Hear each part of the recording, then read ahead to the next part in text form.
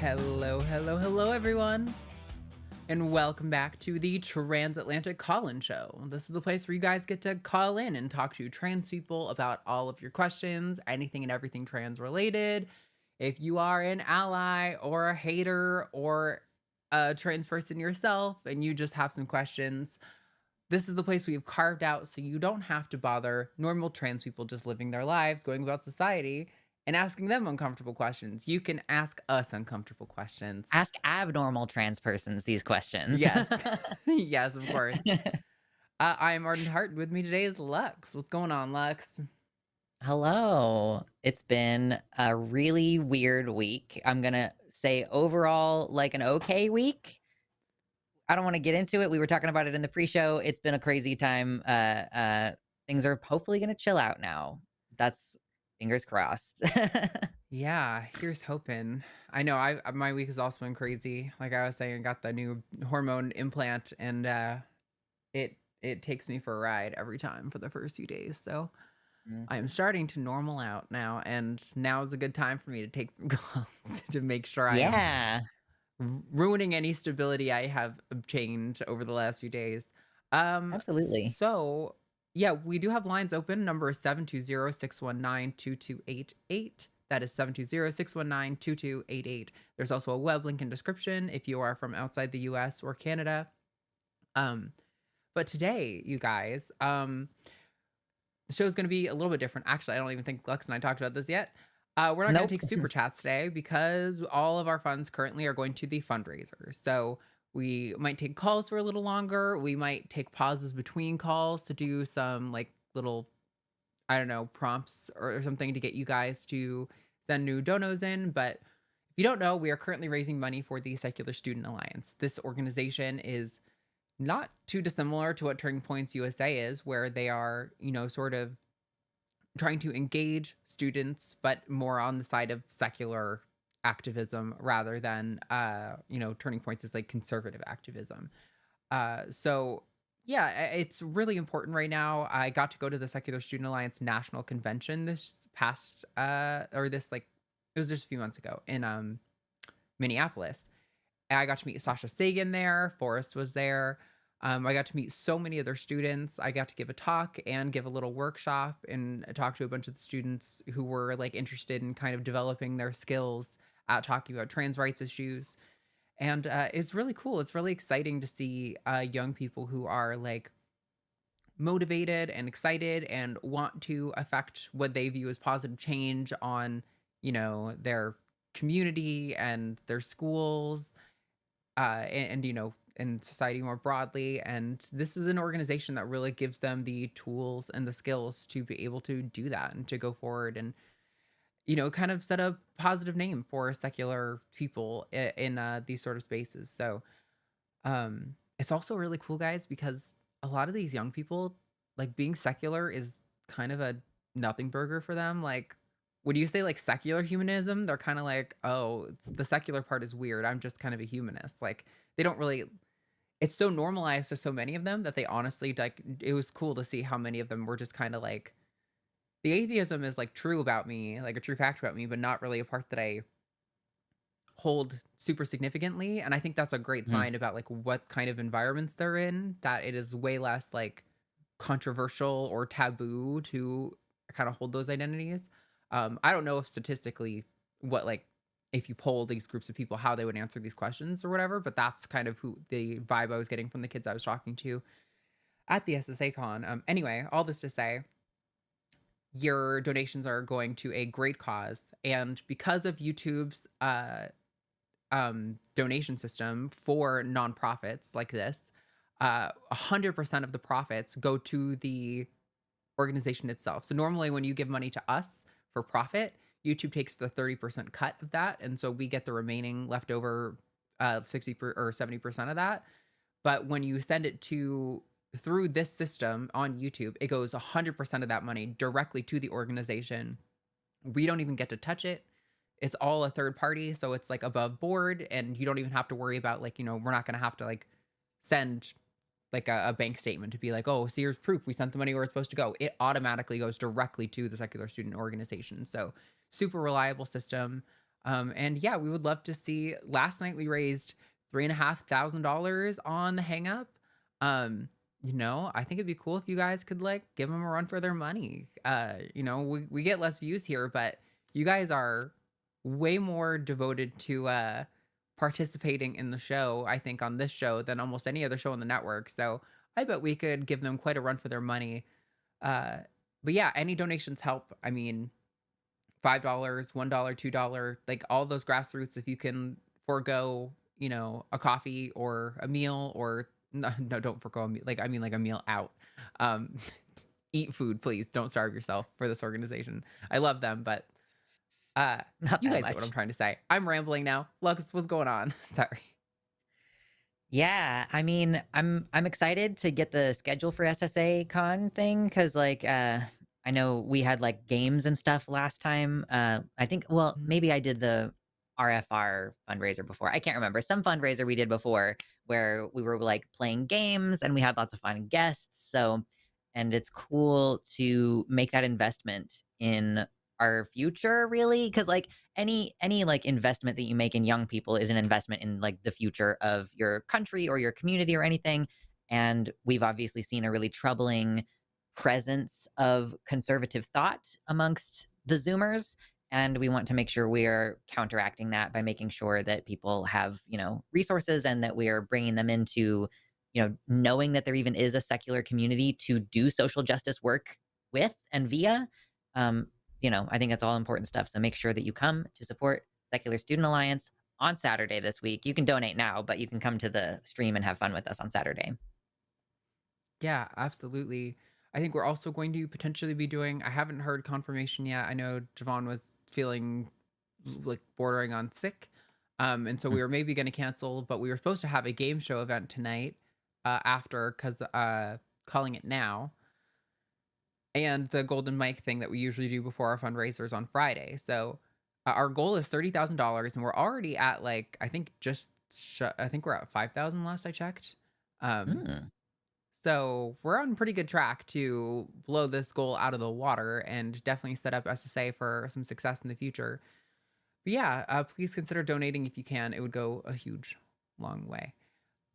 But we do have our normal show. I see we have a couple of callers filtering in. Um, I'm so glad that one of them, the note now, is so much more reasonable. what was what was in the auto screener was so funny. Um, Yeah, I see. Maybe this person had the opposite of what the auto screener thought that they were saying. yeah, it was complete opposite of what the auto screener thought they were saying. Um, Yeah. but we do have our weekly polls we're going to touch on before we jump into that. So last week's poll read, should the Supreme Court allow torture by striking down Colorado's conversion therapy ban? And thankfully, 97% of you said no. Only 3% said yes. Um, I haven't looked through the answers to see why people said yes on this one. That's 8,000 votes. But honestly, normally our audience is more split, even on really polarizing topics like this. So I'm actually kind of impressed to see this many people are like, no, this one's an easy no. That's It's reassuring all about how you because phrase the questions, you know? it is, but at the same time, we sometimes will go through like 4 iterations of a poll to phrase something right so that people will not be annoying about it and they still find a way. So, That's true. That's true. It's like okay, Supreme Court allow torture, I think is just a really good way to make sure that people do not misread it or pick it apart or anything. Like that one just stands really strong.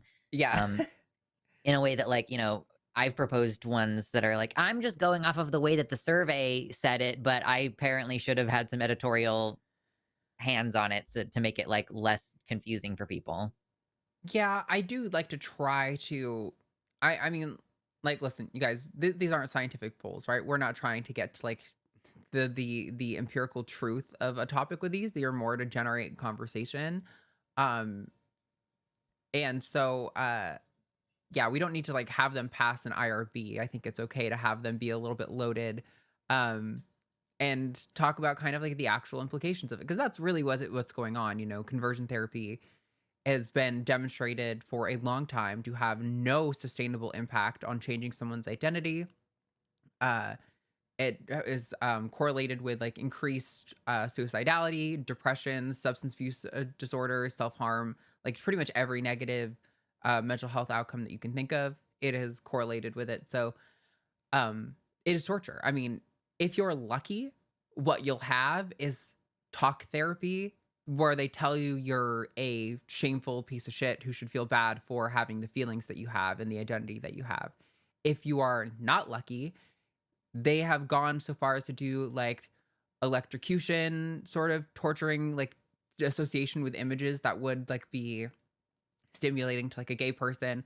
Or I've heard of students being forced to have a backpack full of bricks and staring at a wall, and for holding that as long as they could to feel the burden of gayness on them. Uh, Two gay men being forced to fight each other physically to like prove their manliness, their manhood. It's abuse, it's torture, and it's evil, and it should be so easily unilaterally banned. There's no justification where this could be a free speech issue, which is what the argument that the Christian counselor was trying to use in this case, or her lawyers anyway. So yeah, that was last week's poll. Good job, guys. I'm proud of you for not failing. You passed the test. This week's poll, you guys are getting 4 options. We're going crazy this time. Whoa.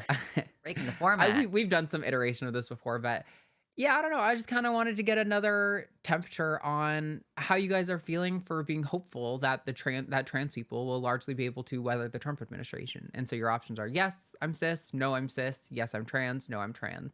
I just kind of wanted to pull apart the distinction on that for this one. But we will come back to that.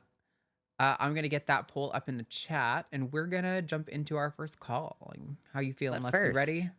the people are going to hit the like button because that's a Oh, quick, yeah. easy, free way to help the show. Thank you very much. Love you. All right. How are you feeling? Which one of these jumps out at you?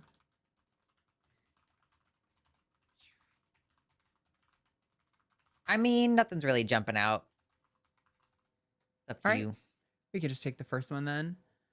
Let's talk to Ben in Alabama. Wants to know what's up with transphobes.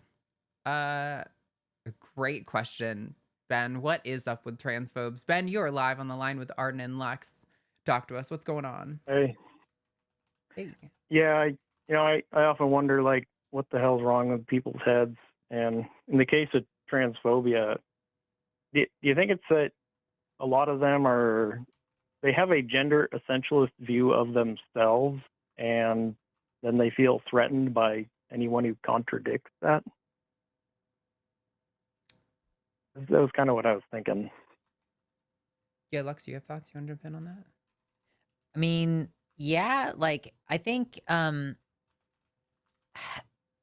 honestly think that there's like plays into the little conversation about like why are so many trans people autistic. Is like I think that a lot of people are just living within like constraints, and they do find it threatening when people go against that because they feel personally like, I don't know, like jealous maybe or insecure, like seeing someone else do something makes them like it didn't even occur to me that I could do that, and now that that has occurred to me, now I feel like my masculinity is threatened. Like I don't know, there's a lot of speculation we could do about why people react that way, and I think that that's a likely contender for the probably many reasons why people are weird about trans folks. Yeah, like they have this really strict rules that they feel like they have to follow, and so how dare you do something else? Yeah, I think that is more of what I see. It's less that they have strong feelings or opinions about their like philosophy of gender as much as they feel like they have been bound and restricted by the gender norms and expectations, and like they, it's kind of like a survivorship bias. Like I got over it. I'm okay with it. I learned to cope with not being allowed to have feelings. Why can't you just stuff it down and do what I do? And I think it is kind of a resentment towards queer people for being liberated and kind of having a freedom that a lot of them crave and can't have. But I mean, just a little bit of conjecture. Like, I don't have access into their minds. I don't know of any polling that kind of examines this, but that's my assumption based on my, interactions with people. I don't know. What do you think about that, Ben? Yeah, I mean, one thing I definitely pick up on is that societies forever have just been beaten on people of this is what a boy does and this is what a girl does. Mhm. And I don't know, it feels like people get this attitude that gender is some constant of the universe, like electron charge or something, and it's so not. But and then yeah, and we're also beaten on to not do we're beaten on to conform to society, whatever it is, and gender is one of these things. And yeah, I can imagine a lot of people have had opportunities to, just express themselves in some way that might have gone against gender norms and they were constrained against it. And yeah, I can imagine they could feel some resentment that way. Yeah, I mean, like, they went through the same socialization trans people did, and like trans people have, a lot of us anyway have a sense of like shame for who we are. Like, not even like about something we've done or something that should actually be shameful. Like, just like the feelings that you have, like the fact that you are a trans person is like a source of shame for a lot of people. I know, like, I myself struggled with that for a really long time, and I, cis people grew up in the exact same society. They watched all the same movies, all the same cultural touchstones that kind of left trans people with those messages about our sense of self worth. And so I think it's not surprising to me at all that cis people who are, you know, uh, forced, kind of forcing themselves to play along, to conform, even if it's like for the good, like even if they could show that it's like for the good of society, I think it is there's a sense of resentment there. But I don't know. It's really hard to know. I know this person I'm gonna mention some of the stuff that they've brought up. I haven't loved. They kind of have like a wooey spiritual way of talking about gender, but their name is Alok. I forget the last name. Mm. But they've done a few really good. Like, they're kind of poetic in how they talk about these things. I don't think they tend to approach it like a social scientist or anything like that.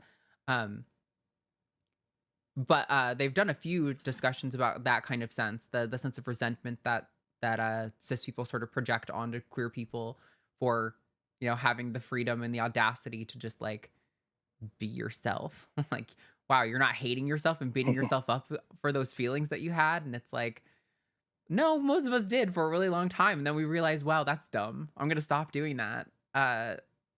Maybe it's just okay that I just am what I am, and there's nothing I can do about it, and there's nothing wrong with that. Um, but yeah, I don't know. They've got some good takes that I've really enjoyed listening to. I don't always enjoy listening because again, sometimes the poetic stuff gets a little bit too close to wooey nonsense, where I'm like, I fear the conservatives will take that phrasing as a gift to like misrepresent us, and they do, but also they kind of do that anyway. So it's like, what's the point of worrying about that? I don't know. Yeah. It's Alok is their name, Alok, and the last name they have a hyphenated last name, Vaid-Menon. They're a non-binary person of Indian descent, and they do stand up, which can be like fun and educational in its own kind of way, as well as the kind of more philosophical sit down conversations. So highly Mhm. recommend their work. They're great. Okay. Yeah, and I I know w- like the essentialist thing, it just seems like society tries to beat people over the head with that continually. And I got friends who don't have any. It's kind of weird sometimes how often somebody who has no like stake in the race will just bring up trans issues out of nowhere, and then I end up having a friendly debate with an old friend or something. yeah, And it is like, yeah, it is. It's like, and even that, it's like they have this view that gender is way more of a fixed thing than it actually is. And I guess part of it's just an education thing. I mean, I've been learning a lot watching this show. for It's sure. cool. I mean, this is one of those things, it's just you can't look into someone's mind to know like the exact reasonings or motivations behind what they do, but I definitely see what you're seeing where like people I've been calling it actually lately. I've like listen, I can't really act like this was completely original, but I've been saying trans derangement syndrome and I've started putting it on titles on the line and on Matt's channel and stuff because that's what it feels like to me. I'm like it genuinely like you can't help but bring it up so much and like you have this obsession with this notion of like you're talking about the sort of biological essentialism, this like I don't know, belief that because you were born with a penis that somehow endows you with like some sort of social responsibility. It's yeah.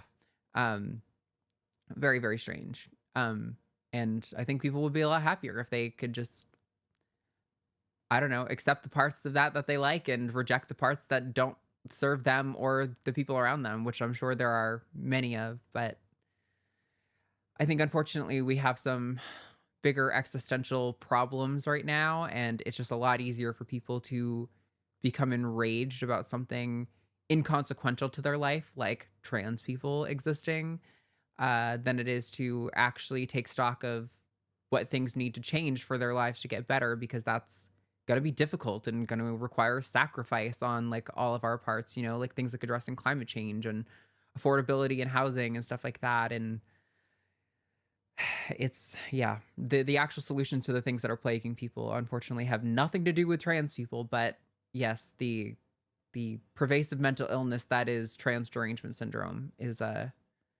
taking over all of your neighbors.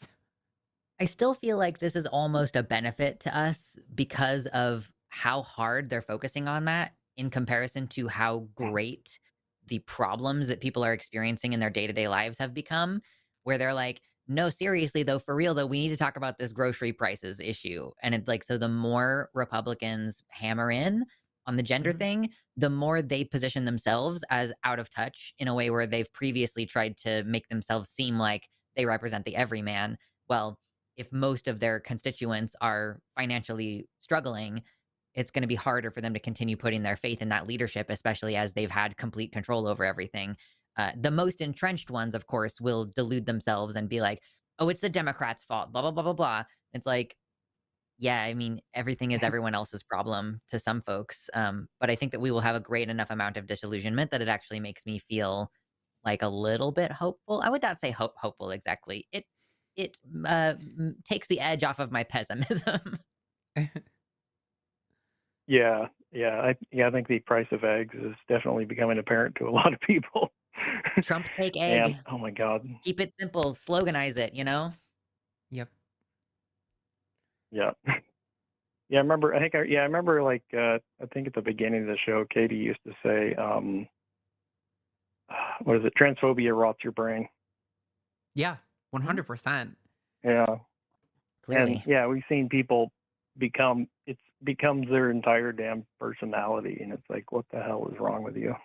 For sure. All of the leaders of like the anti-trans movement, like, Graham Linehan, J.K. Rowling, like they find a way to make every single issue about trans people. And that's why I say trans derangement syndrome. I'm like, and Yeah. brain rot is good too. Transphobia rots your brain. It's the same kind of sentiment where it's just like they have they have found a hammer and now every problem looks like a nail to them and they cannot escape the vortex of that thinking. And and there's also this like conservative ecosystem that wants to promote traditional values or something that like heavily reinforces those people when they fall into that sort of vortex where it's like they get love Mm. bombed. They're like, "Oh my god, you're so good. You're so smart. Come on my podcast and tell everyone all these awesome ideas you have." And there's just kind of like an ecosystem online for that. And unfortunately, when I'm not doing these shows, I don't like watching debate content or anything like that. So I probably would be more if I was more responsible, I'd probably be engaging on that, but I'm just like I can't when I'm not in it. I try to go touch grass so I can be a little bit more in touch with like the reality of these things and not kind of the most unhinged corners of the internet all the time and thinking that those are more relevant than they are. But there's probably a balance to it. I don't know. Anyway, Ben, did we come close to approximating an Yeah. answer to your question at all? Yeah, I think so. Like part of it, you just got to ask people, but I definitely see some repeated behavior. Yeah. I think Yep. people will get over this in time. I genuinely do. At least like the obsession with it, like, how prolific it is. Like, you just can't keep deluding yourself into thinking that trans people are the reason for all the problems in the world for very long, because like things start to break down, like as we're watching so many functions of government break Uh-huh. down, it's just going to get worse and people are going to continue to suffer. And when they're feeling it personally, like Marjorie Taylor Greene is a great example, now that the health insurance premium increases are affecting her personally, her son personally, now she's speaking up against these things. And this is so common with Republicans. When they Yep. know a trans person, that person's cool. That person isn't weird and crazy and doing all the evil things. But the trans people, like the royal you of like all of them out there, uh, those are the problem. And eventually the stuff's going to come and hit home and they're going to have to actually contend with reality and not the delusions of trans people that they have in their head. But yeah. Well, thanks for calling, Ben. I feel like we were, or Yeah, maybe I specifically was a little too rambly on this call, but hopefully we gave you something useful there. that's all right. Thanks. Cool. Bye. Thanks, Ben. 1 second. I just found, excuse me, ma'am. How did you even get in here? My cat has intruded. Oh no. Hold on. Chat, I'll show her off so you guys can give us some donuts. Cat time. Yes, we're Oh, donating to the no. Secular Student Alliance today, y'all. So Not taking curious super because she chat. never gets to come in here. Baby. How did you Aw. get in here? Anyway, this is Daphne. She's very cute. Adorable. My cat's in here too, but y'all get to see my cat all the time. He literally just walked in here at the same time. So we're all getting blessed visits from the Felis Catus. I know way too much of that poem from Star Trek. The cat poem from Star Trek. Hi, Arden. Welcome back. Hey, sorry, that was so jarring. I didn't realize the door was left open, so when I saw her crawling, I was like, what the hell is in here? Oh, It's you, probably shocking at first, yeah.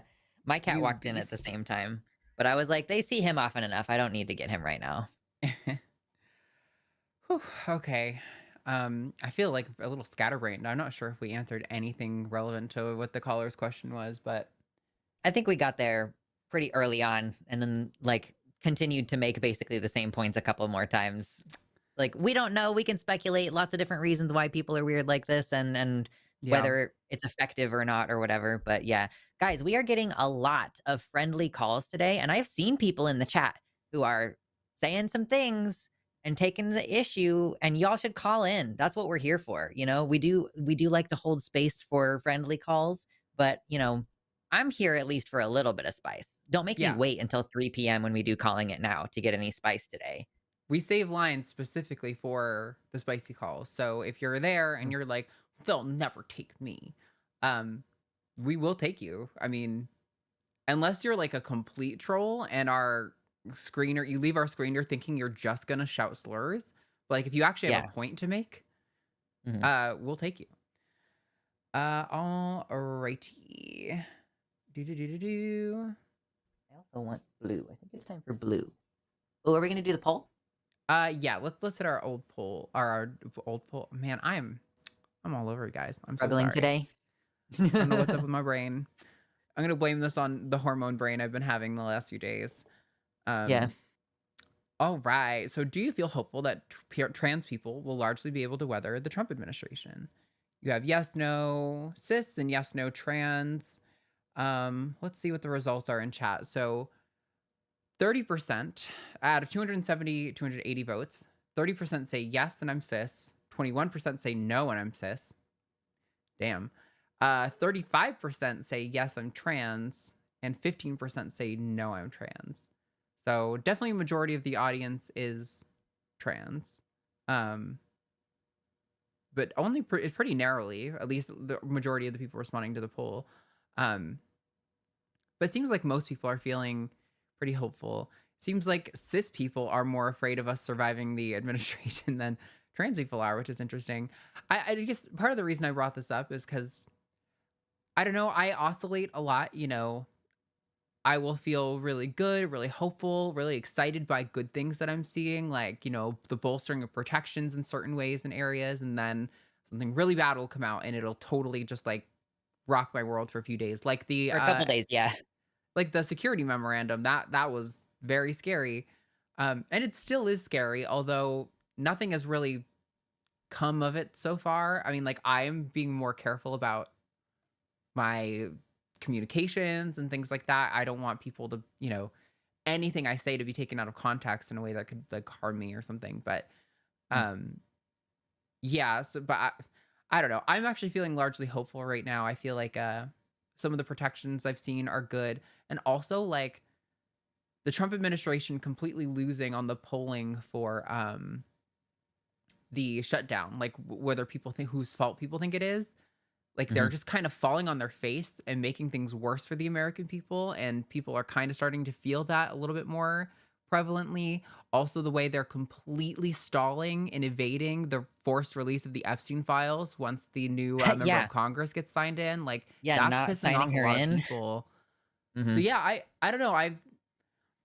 I think it's hard. I'm not super educated on what like Nazi Germany was like, but it feels like they want to be Hitler so bad, but they're too stupid to do Hitler good, is what it feels like. And I'm like, maybe that's gonna be like our saving grace. And I think, but I mean, like, don't get me wrong. When I say largely hopeful, it's not like I'm delusional about the fact that we're going to lose people, we're gonna lose rights, things are gonna get harder.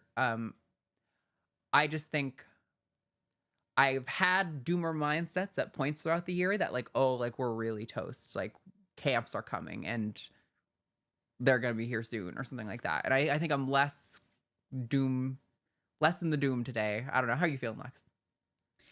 Yeah, I think, like, same kind of caveats to give, like, certainly people have already died, and certainly more people will die. Like, that's just the facts of the matter.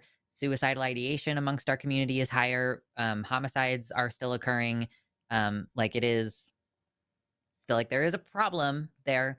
Like, the question coming, like, will we largely be able to weather the Trump administration? Like, yeah, I do think that we will largely be able to weather the Trump administration, just like the gay community was able to in some part. I would not necessarily say largely just because of the scale of the AIDS epidemic. Mhm. Mhm. But they were able to in good numbers come through and have strong community and like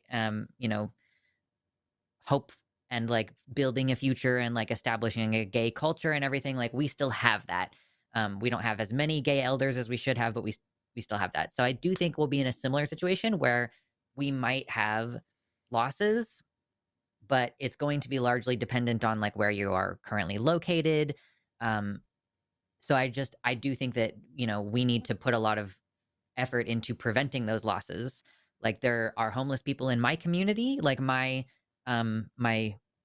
community as a creator, and I am Mhm. like, "Oh, it's about to be winter." Like, I want to help make sure that people don't die from the cold, and so, like, whatever you can do as an individual, if you can just share someone's GoFundMe or offer them a couch to sleep on, um, you know, this is that's how we prevent massive losses is by doing a lot of fucking work. So, we Mhm. need to be Mhm. doing that. Yeah. I think one thing that makes all this so hard is that like what really helps people. And also, I feel like my levels are not. Am I quiet to you on the microphone? Maybe a little bit.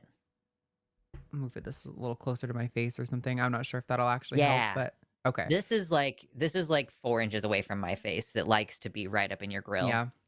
Um, I guess I was gonna say it's hard because I think right now one of the big things that a lot of people are struggling with is affording life. Like, you know, affording Truly. housing, healthcare is about to go up, food costs are about to go up, electricity is about to go up. It's scary. And yet, unfortunately, financial support for organizations like the Secular Student Alliance and like, you know, mutual aid for your fellow trans people, your fellow queer people in your communities, those are the things that are really going to help right now. I I would love to think that we could elect like an AOC figure and, do some of the stuff that we're seeing like in Mexico where they're like, we're going to build more hospitals and more jobs. Uh, and so people's lives would get better. But, unfortunately, I think there are going to be just a lot of us kind of having to help each other. So, Yep. yeah. Anyway, sorry, my brain is so toast today. I don't know what's up with that. Somebody was like, "Do hormones really make your brain think bad?" And I'm like, not generally. My It's like you have method. pregnancy brain right now. Like you are currently the way that women are when they're pregnant, where they're a little bit like, "Ooh, I don't know where I put my keys." Like, yeah, it's normal. It's because I get these little implants every like 6 months or so. And they last for a really long time. But the first like week after, usually I have a huge spike. And so the functions that are normally regulated by hormones are totally the fuck out of whack. And usually, they don't give you the pellet until your levels start to go down. So you're feeling this like huge dip to this huge rise over your baseline. And now I'm just like kind of slowly drifting down towards the baseline again. In like a week, I think I'll be totally chill. But oh my God, right now, my brain. Anyway, we've got callers on the line. Um, let's see. Do we have anyone spicy? I don't think so. I think the 3 open lines for spicy Y'all calls should are share the stream because we true. need more spiciness. Touch the screen in multiple different places. Hit the like button, hit the share button, send it to your social media. Help us out here. I want to get at least one spicy one today, especially because I'm about to start posting like posting clips with commentary on my channel.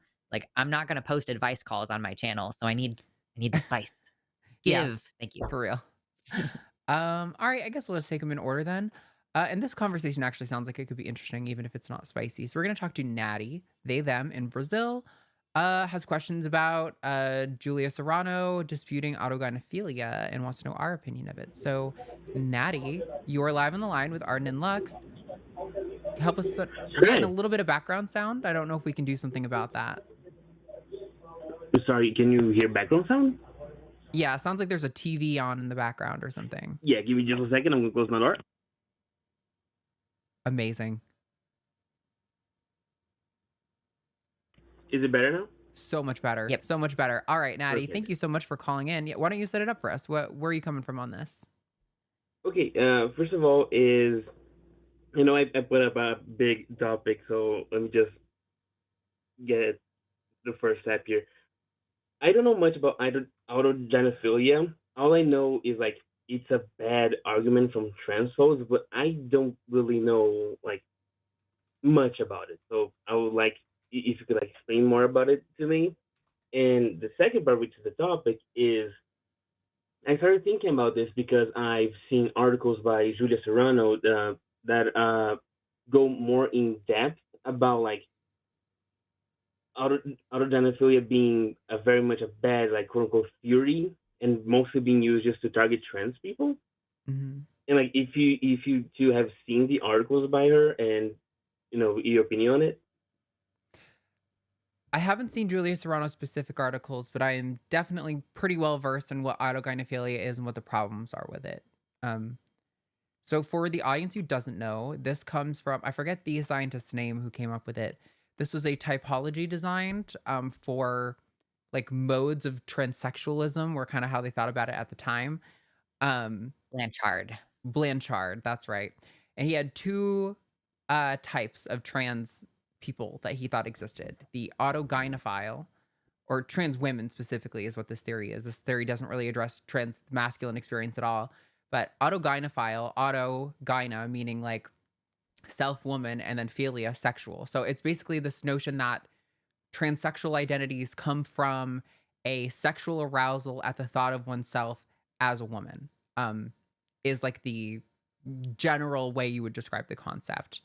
And then the other is the homosexual transsexual, which is basically somebody who's so gay and so twinky that they would be better served just pretending to be a woman and getting straight men.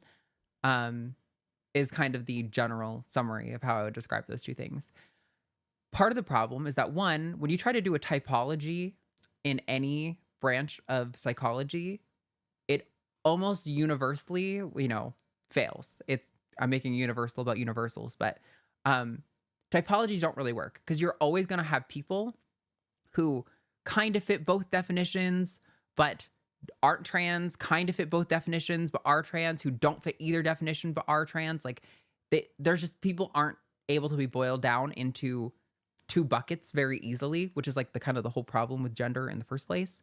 But secondly, let me kind of back up here. Sorry. Another issue with this is that obviously this is suggesting that trans people do this out of like sexuality, and that is just like super evidently not true. When you are a trans person, you are trans when you're going to the grocery store, when you're taking a poop. You're trans when you are bringing the trash out. You're trans when you're going to the gym. You're trans all the time. So, like, to pretend that this is like a sexual thing all the time is really bizarre and doesn't fit in with like just how sexuality works in general. Um, that's not to say that some people might not fit that description in some capacity, but it is definitely by no means a useful typology of the trans experience. It doesn't apply to most trans people. It also usually gets weaponized by gender criticals and far right conservatives to basically suggest that trans people are a glorified fetish. That all the trans experience is a fetish, an arousal of like basically like a man who wants to wear panties, I guess. And like that turns him on or something, but just doesn't really correlate with the trans experience. Like, trans people are asexual, trans people are bisexual, sometimes they're lesbian, sometimes they're straight. Trans people's experiences with sexuality are probably slightly more diverse than cisgender people's, but still have like the same kind of variances that they go in, because gender is not inherently related to sexuality really at all. And it's Yeah, like I don't know. especially dumb to try to portray trans women's experience of their sexuality as like uniquely aberrant or something. Like, part of the problem is that like when cis women do something, well, okay, that's just a thing that a woman does. But when a trans woman does that same thing, like, oh, why are you doing that? Like, ooh, why is this like a fetish thing for you or something? And it's like, Mm. if you take the same types of standards about autogynephilia that are applied to trans women and you ask groups of cisgender women whether they participate in those same activities, like masturbating in a mirror, for example. Like Billie Eilish said that she masturbates in front of a mirror. And I was like, can you imagine if a trans woman said that? Like the absolute outrage there would be. It's like, it turns out people like being found sexually attractive as the gender that they are. So yeah, like if you are like perceiving yourself as a man and other people perceive you as a man and people are like, I want you to be the top and be aggressive and like be masculine. And you're like, ew, that makes me want to peel my skin off. And then you realize you're a trans woman and you're like, oh, when my partner touches me softly, when they, uh, hold me or when they kiss me in this particular way, like all of those things are now falling into line. And it's not because they're sexually attracted to the idea of themselves being a woman. It's because they're women who want to be found attractive as women and like interacted with in that way, in the same way that they want to be interacted with in public. It's like, I want people to perceive me as a woman and say, yes, ma'am, and hold the door for me and stuff. It's just that, but in a adult context. And like, so of course, as adults who are sexual beings for the most part, like, yeah, of course, there is a transition in our bedrooms. But yeah, that is just a normal part of being an adult and not anything like specifically weird, fetishy, or abnormal for trans people to be doing. Again, we do get up to some freaky shit because we just are willing to transgress things in ways that other people aren't. And maybe our relationship to sexuality has to be a little different because we have difficult relationships with our own bodies.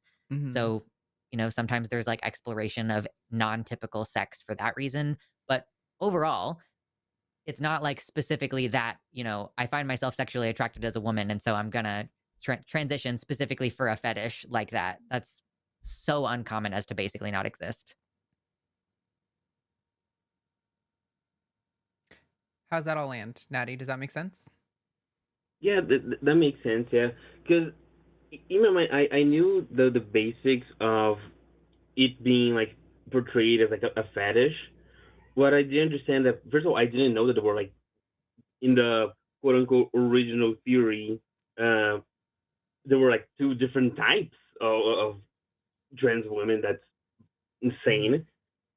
Uh, but I really didn't delve too much into it. So this very much answers my question. Yeah. Yeah. I mean, it's Yes. just it's silly. Like you, there could be a whole episode breaking down each of those. Like the homosexual transsexual is also silly. Like it purports that it's easier for gay men to be women. Since when has it been easier for a man to be a woman ever? Sorry, it's just not. That's not how our culture works. Like there are several like powerful gay conservative men who are able to inhabit that space because they also hate women. It's like really easy to be a misogynist gay person, a cis gay person. Even if you're a super power bottom twink, like that doesn't absolve. Like I'm sure to a certain extent, like those people do incur certain, bigotries from society for being like too feminine in their expression or whatever. But still, like being a cis man is a huge advantage over being a trans person in terms of like the hate that you get from society. So uh yeah, the notion that people like would transition because it makes their sex life and social life like easier is like so fucking silly and ridiculous. Um it's honestly funny to me that this was ever taken seriously, and it really wasn't in a super meaningful degree, but like this person did have a lot of influence over some of the earlier sort of development of our understanding of like trans people. But yeah, just whenever somebody says like, I can boil all of group X down into two kinds, I'm like, yeah, okay. I People are not, this is like the same reason why like Myers-Briggs tests are complete bullshit. um you can take the same exact Myers-Briggs test on like one day and the next day and get different results. Um, it's not, humans aren't able to be put into typologies very easily. Like we can definitely understand certain things when we start to categorize people. Um, but humans rarely fit it neatly into typologies like this. And I just kind of across the board reject most of those. Um, it's a lot more effective to just kind of like talk about the individual, what kind of symptoms they're dealing with, what kind of feelings they're having, and like what they can do to lead their best life. Um, but yeah, no, overwhelmingly, there are almost no credible scientists who are like currently writing and researching and aren't on just like a conservative podcast tour that would endorse this theory. Something you said made my brain click a little bit more because you said that the whole you said a part there about like men transitioning to get like an easier sex life, and it doesn't surprise me, but I don't know why it just clicked now that that is just misogyny, especially if you think about like incels nowadays. Yeah. Yeah, there's a whole domain of incels who have the same exact theory about that, and they call it something else, but I don't even want to get into it because it's like I see it a lot on the internet lately, and I'm just like, oh my god, can we let this shit die? This was like a 4chan thing. It's so dumb. Um, yeah, I don't know.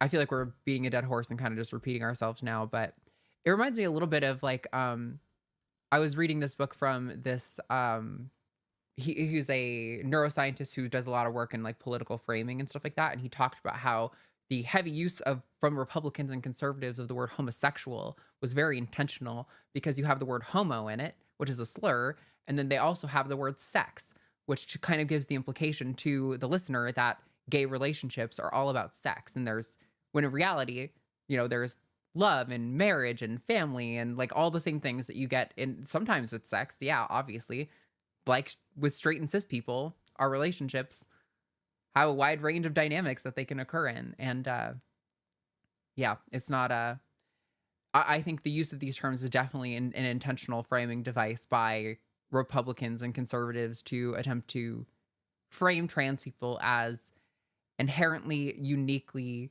sexual and deviant in a way that's like bad for society or something. Hmm. Yeah, that was it really. I don't mean to take much of your time. Yeah. Just so you more information about the article, it's on medium.com. It's Okay. a whole article with a bunch of like academic articles and essays made by her. It was made in January 30th, 2024. Okay. Yeah, I'll check it out. Cool. I've read some of Julia Serrano's work before, and she's a great writer, so it doesn't surprise me that she's gotten into debunking a lot of this. And she Mhm. would probably do a way better job at it than I would, but I'm the one on the show right now, so uh anyway, thank you so much for calling, Natty. We appreciate you, and I hope you have a good rest of your day, all right? Absolutely. Thank you for having me again. Later. Bye. Lux, I hate to do this to you, but I have to pee. So I'm gonna That's put you on okay. a one up and step All away for good. a second. That's okay. I'll just vamp for a few. Cool. Hello, everybody. How are you doing today? I'm doing okay. Honestly, I've had a crazy week. But I'm gonna pumpkin carve this weekend. What I'm trying to figure out what I should do for my pumpkin. Last year I did a World of Warcraft one because during that time of the year they have ones in the game. And I just don't know what I'm gonna do this year. I have watched a couple horror movies recently. We watched Hereditary and Midsommar, and now I need to watch Beau is Afraid, but I don't feel like there's any clear iconography from those that I could apply to. I guess I could do a vampire one because we did just watch True Blood. Not we, I did, and Arden did separately. um, yeah, I'm not sure what to do. If you all haven't done like a little fall celebration of some kind already, I really think you should go to a pumpkin patch and walk around for a little bit. Or if there's like a harvest festival near you, if there's like an apple cider tasting or something near you, I highly recommend, because this is like one of the best times of the year. And I think seasonal holiday appreciation is really important. Ritual is really important for meaning making, and which is also really important for atheists. Like, I honestly think that it's a great idea for atheists to go out of our way to introduce elements of ritual and community and connection in the way that like religious beliefs are often held together. So that's kind of why I do my pagan thing. I don't know what to carve in my pumpkin, Arden. I'm trying to figure it out. I used to love pumpkin carving. I haven't done it in ages, but I was telling Matt I wanted to do it this year. I'm like, I You don't should know. go to a pumpkin patch, get a pumpkin, have a fucking apple cider donut. Like, do it. It's so good. I do love an apple cider donut. That is like, that makes me feel like home. That shit. Hmm. Um, Yes. love that. I also Most love wonderful the time of the year. talk on ritual. I had actually recently had a discussion about I would love to see like potentially, guys, this is not me saying this is gonna happen, but I had floated like, oh, what if we got that no nonsense spirituality? Is it like Britt Hartley, I think, or something like that? Um Unfamiliar. oh yeah, she's a YouTuber who does like, sometimes her stuff comes off a little like self-helpy to me, but she Mm. regularly does talks about how she's like very secular and like skeptic based. I think she just cares a lot about people having like a sense of meaning, and that often comes through things that we consider spirituality, even if they're secular. Yeah. Um, yeah. Oh, I read Sasha Sagan's book on secular rituals, and I met her earlier this year, and Hmm. she was also genuinely, when I meet a lot of atheist figures, I'm hesitant. I'm like, oh man, is this gonna be so disappointing? Like, no, she was great. She's phenomenal. I loved her, and she's rad. I would love to get her on sometime too, but I don't know if this would. Sometimes with the creators I like who are a little bit more kind in general, I'm like, would this be your jam? You kind of have a little bit of mean energy to want to do this. At least the Sometimes we get capacity to like go a there. lot of friendly callers. Like you had That's Methy true. on, and y'all were like, I know that Methy was probably like, she was ready to go, because she's been doing all these like kind of confrontational speeches and stuff, in Texas there. Uh, Mhm. and then y'all just had like mostly callers who wanted to know how to get involved in advocacy. So Yeah, maybe it's about which host you bring in. that's true. That's true. People do like to call on the topic, and I do like to bring in people who can give people like that kind of direction. Like I know, like I just know like we have a pretty big platform, one of the bigger ones for atheists, and I know there's a lot of people who would be so well served from seeing content from people like that, like, giving them a sense of like sort of purpose and consistency and ritual in their life, even if it's not like spiritual. Um, Mhm. anyway, Let's see. Who do we got for calls on the line? Do we have anyone spicy? We still have Uh, room for spicy callers. is it 14-7? Kind of looks spicy, maybe. This kind of looks a little bit spicy. I'm not sure how spicy it is. We're gonna find out. Jason, he, him in Oklahoma. Just go for it. Tell us what you're here for, and see if we can have a good conversation. Yeah, no problem. I just heard, I was listening, I think about 2 weeks ago, and I heard Luxander say that the idea that that trans women are just male women was like a harmful idea for a lot of trans women. And I didn't really understand why, because I really haven't done a lot of, I don't have a big understanding yet about trans issues, but I just didn't understand why that would be such a bad thing, because I thought in essence that's basically what trans women were. Well, I mean, the way that this is used often is where the problem comes in, is like trans people are keenly aware of our biological realities, right? What is the purpose in calling a trans woman a male? Well, the problem that we're running into is that people conflate sex and gender as the same thing. They use the terms male and man interchangeably. They use the status of their biology as a justification for not treating them with respect. So, and like calling a trans woman male is just fundamentally not respectful, because it is harmful form of misgendering, and it's also likely inaccurate. Like, this is part of the issue that I run into as like a more scientific minded individual, is that like, Mhm. okay, we define sex based on a collection of about 5 different characteristics. So once you start changing those characteristics, can you really say clearly, whether someone is like distinctly male and distinctly female? And I think that with the presence of transgender bodies and the presence of intersex bodies, it's quite clear that these are not discrete, separate categories.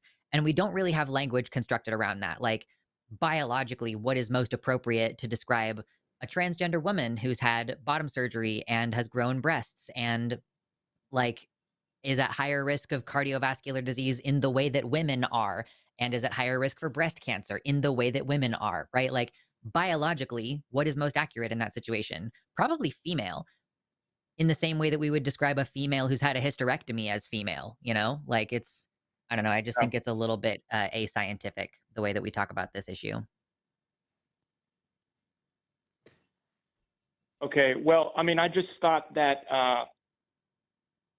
like, I guess I'm pulling from Matt here, and he's just another cis white guy. But basically, I mean, he always is big on the fact that trans people aren't denying anything. They are just people who were born a certain way who feel, I guess, the opposite, or maybe not opposite, but just feel another way. They're not denying, the characteristics of which they were born. They're just Well, I feel think into another that's. thing. So you would say it's not exactly like that, or what would you say? I don't think that what Lux said really disagrees with that though, because like Okay. I think, like I would say that trans women aren't saying we're cis women.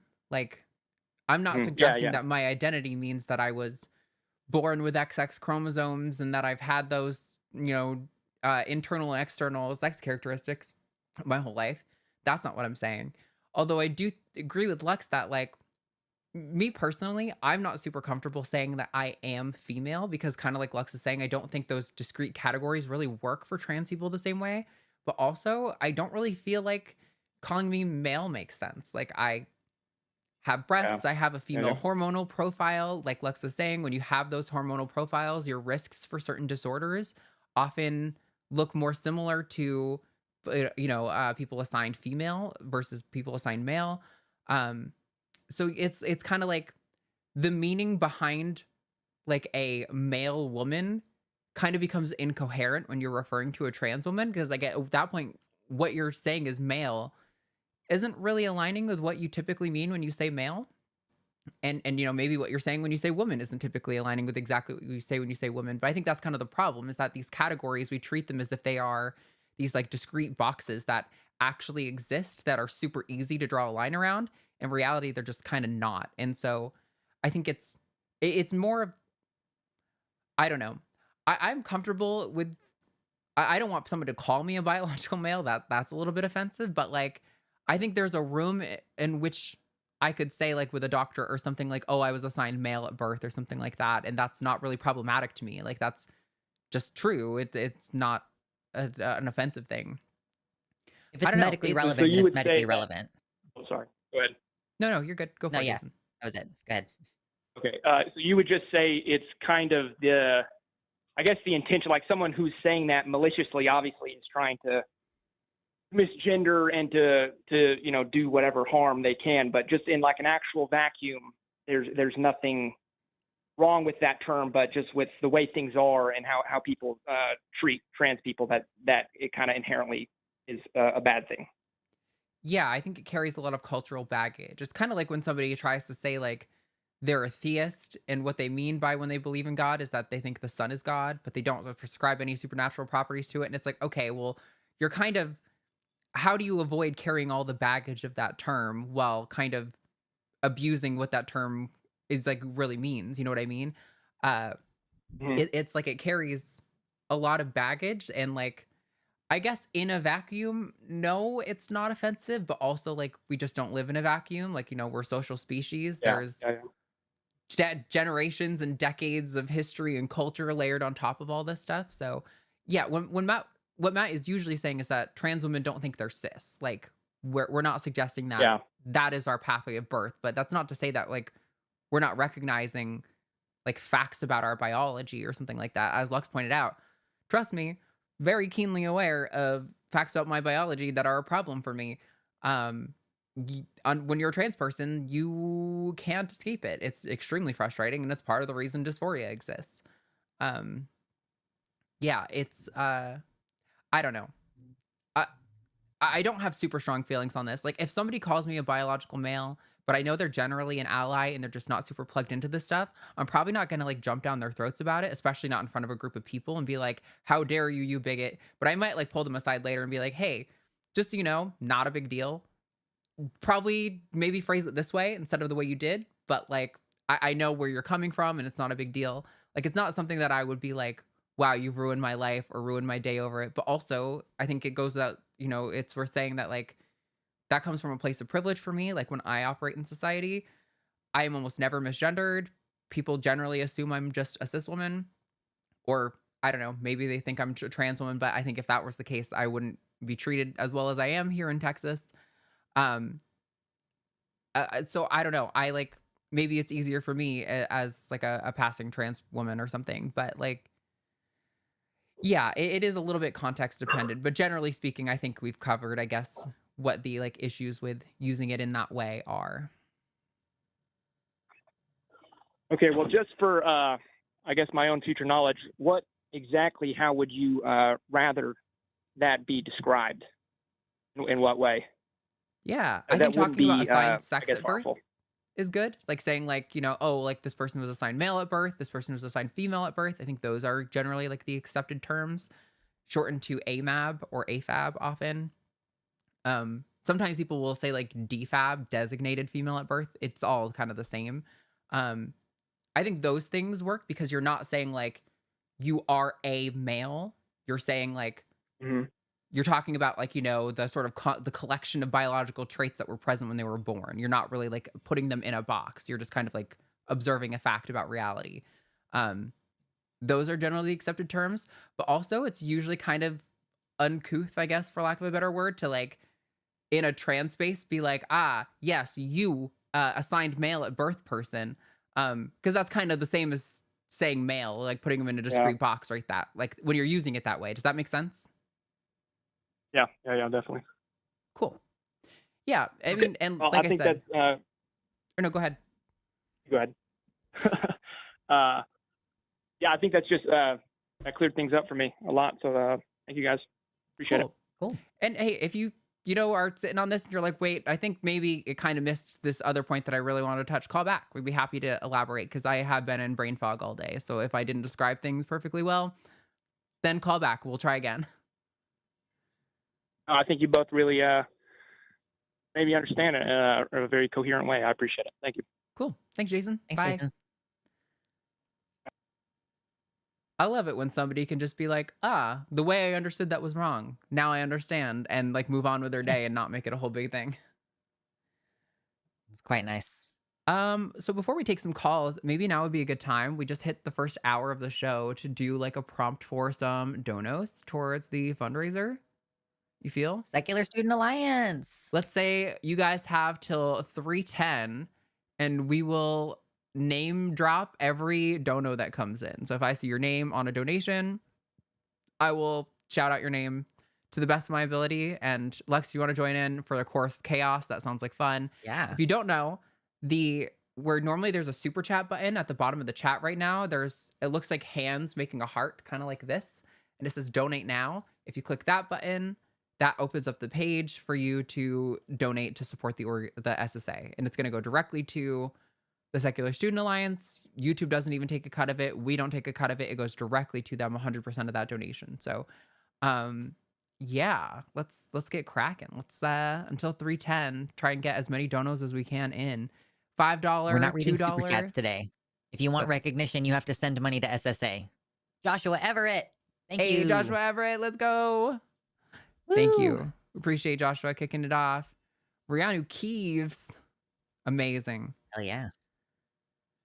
I know that Keanu Reeves would support this too. So, It's so good. oh my God. Vernon de Lacendiar Tactile. Thank you for the $20 for SSA Con.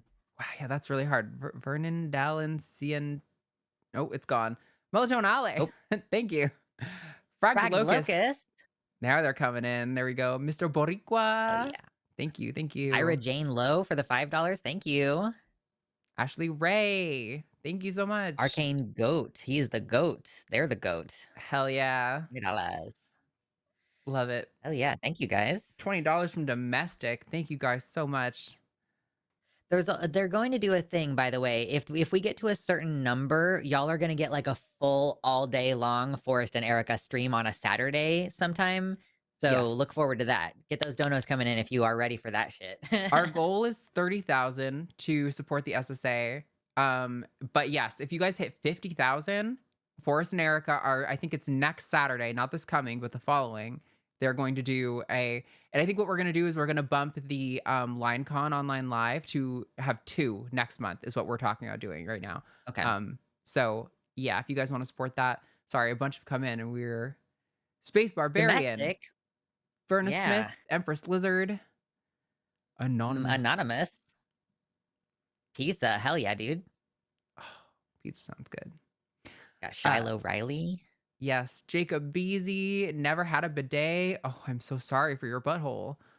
I have never used one. I would like to get one, but I'm pretty sure that the toilet in my rental like has a lid that is not suitable. Like there needs to Okay. be a certain amount of space underneath it or something. I want to look into it though, because I would love to have one. I just gotta say, I am a bidet evangelist. Okay. I didn't have a bidet until I lived here. And now when I go to places that don't have bidets, I feel disgusting. I'm like, this is sick.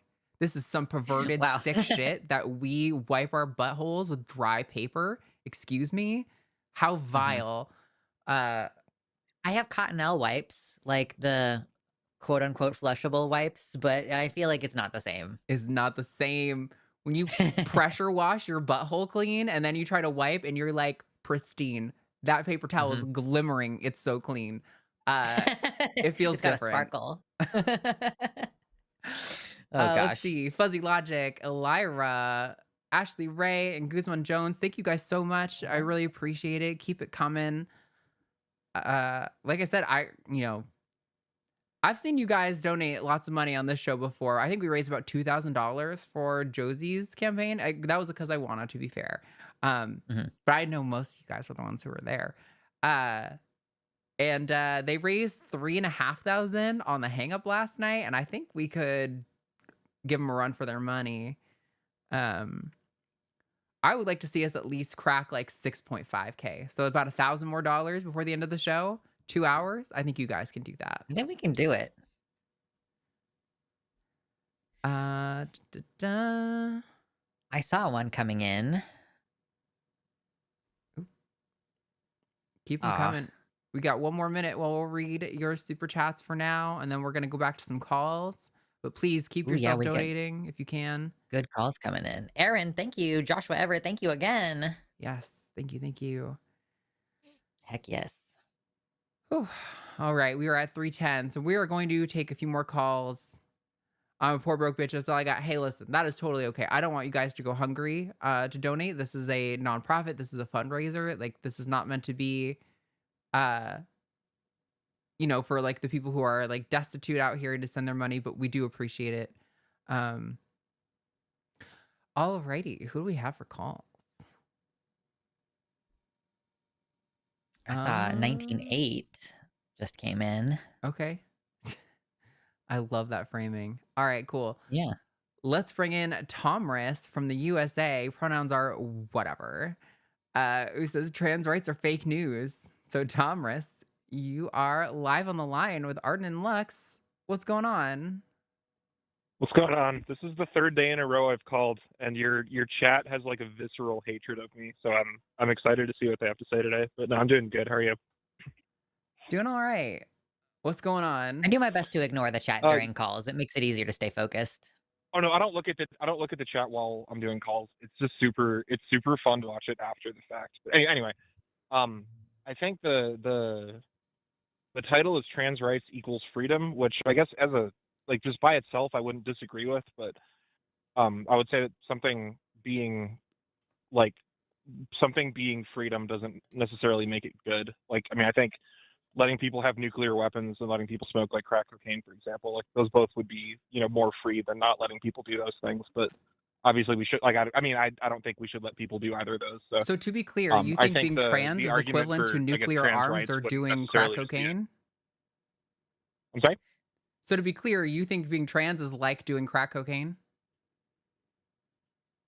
They're similar insofar as they're both things that if you had the ability to do them, you'd be more free, but that doesn't mean you should do them. Yes. Okay. Why shouldn't you be able to do trans? I think if it's something you're doing, kind of like in private and it's not something you're advocating for, or it's not something that, especially when children are involved, like if you're not kind of advocating it as something that kind of should be on par with not being trans, if you're not doing that, I don't really care. It's just that I mean, there's a couple different avenues you could go down it, but like at the end of the day, I mean, I think people have an obligation to the society that they live in that trumps their.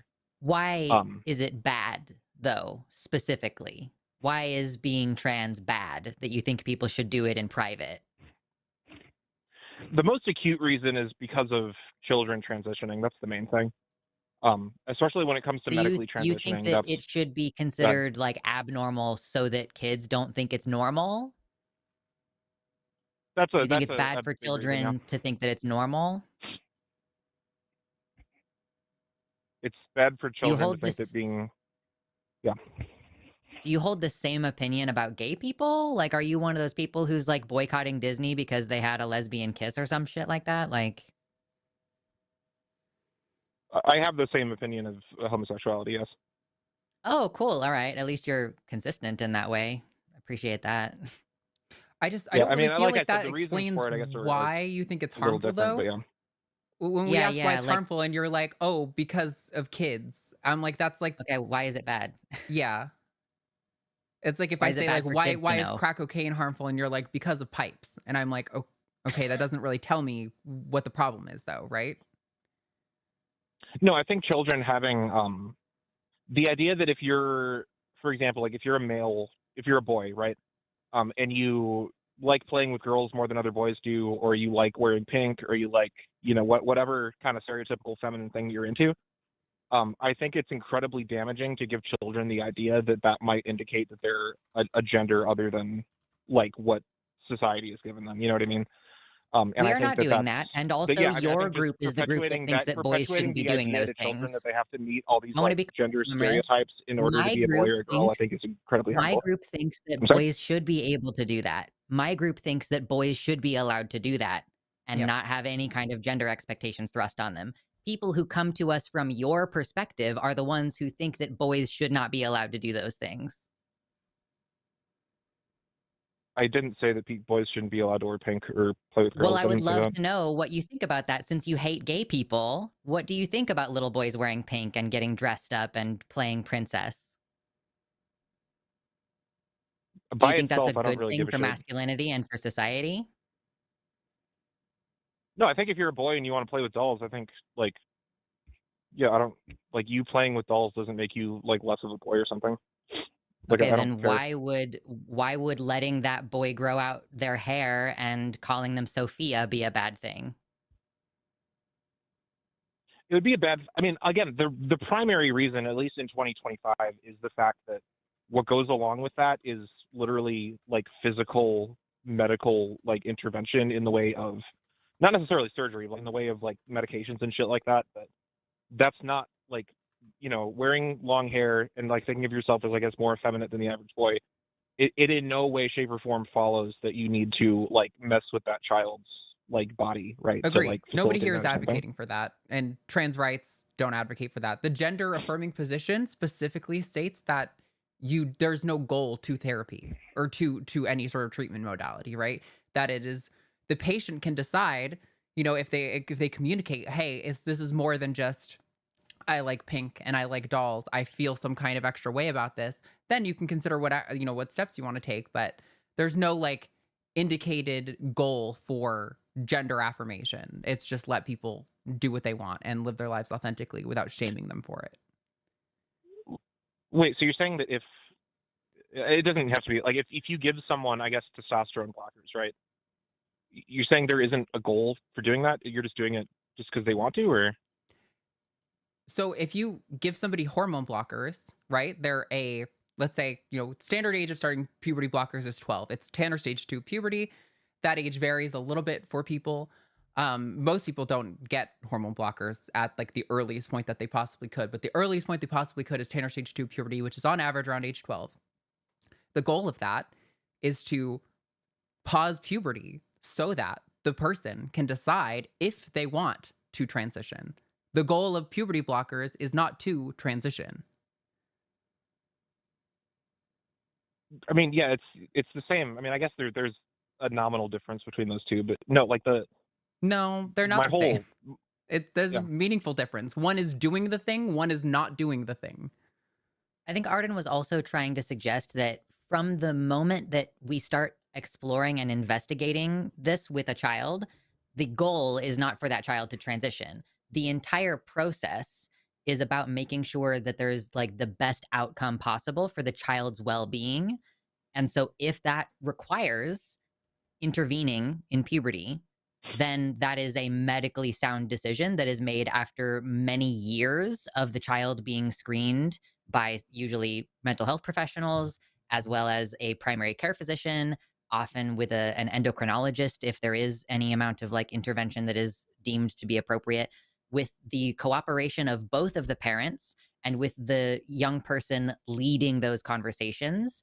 We're never imposing something on the young person. And the whole thing is designed in a way that's like only the individuals with the highest need are receiving these things in the first place. Like even the blockers, even the pausing, let's take another 2 years, the medication that lets you have more time with professionals, even that is not really given as often as it maybe should in order to give people that extra time. It's only the ones who've been screened at like a basically 100% accuracy.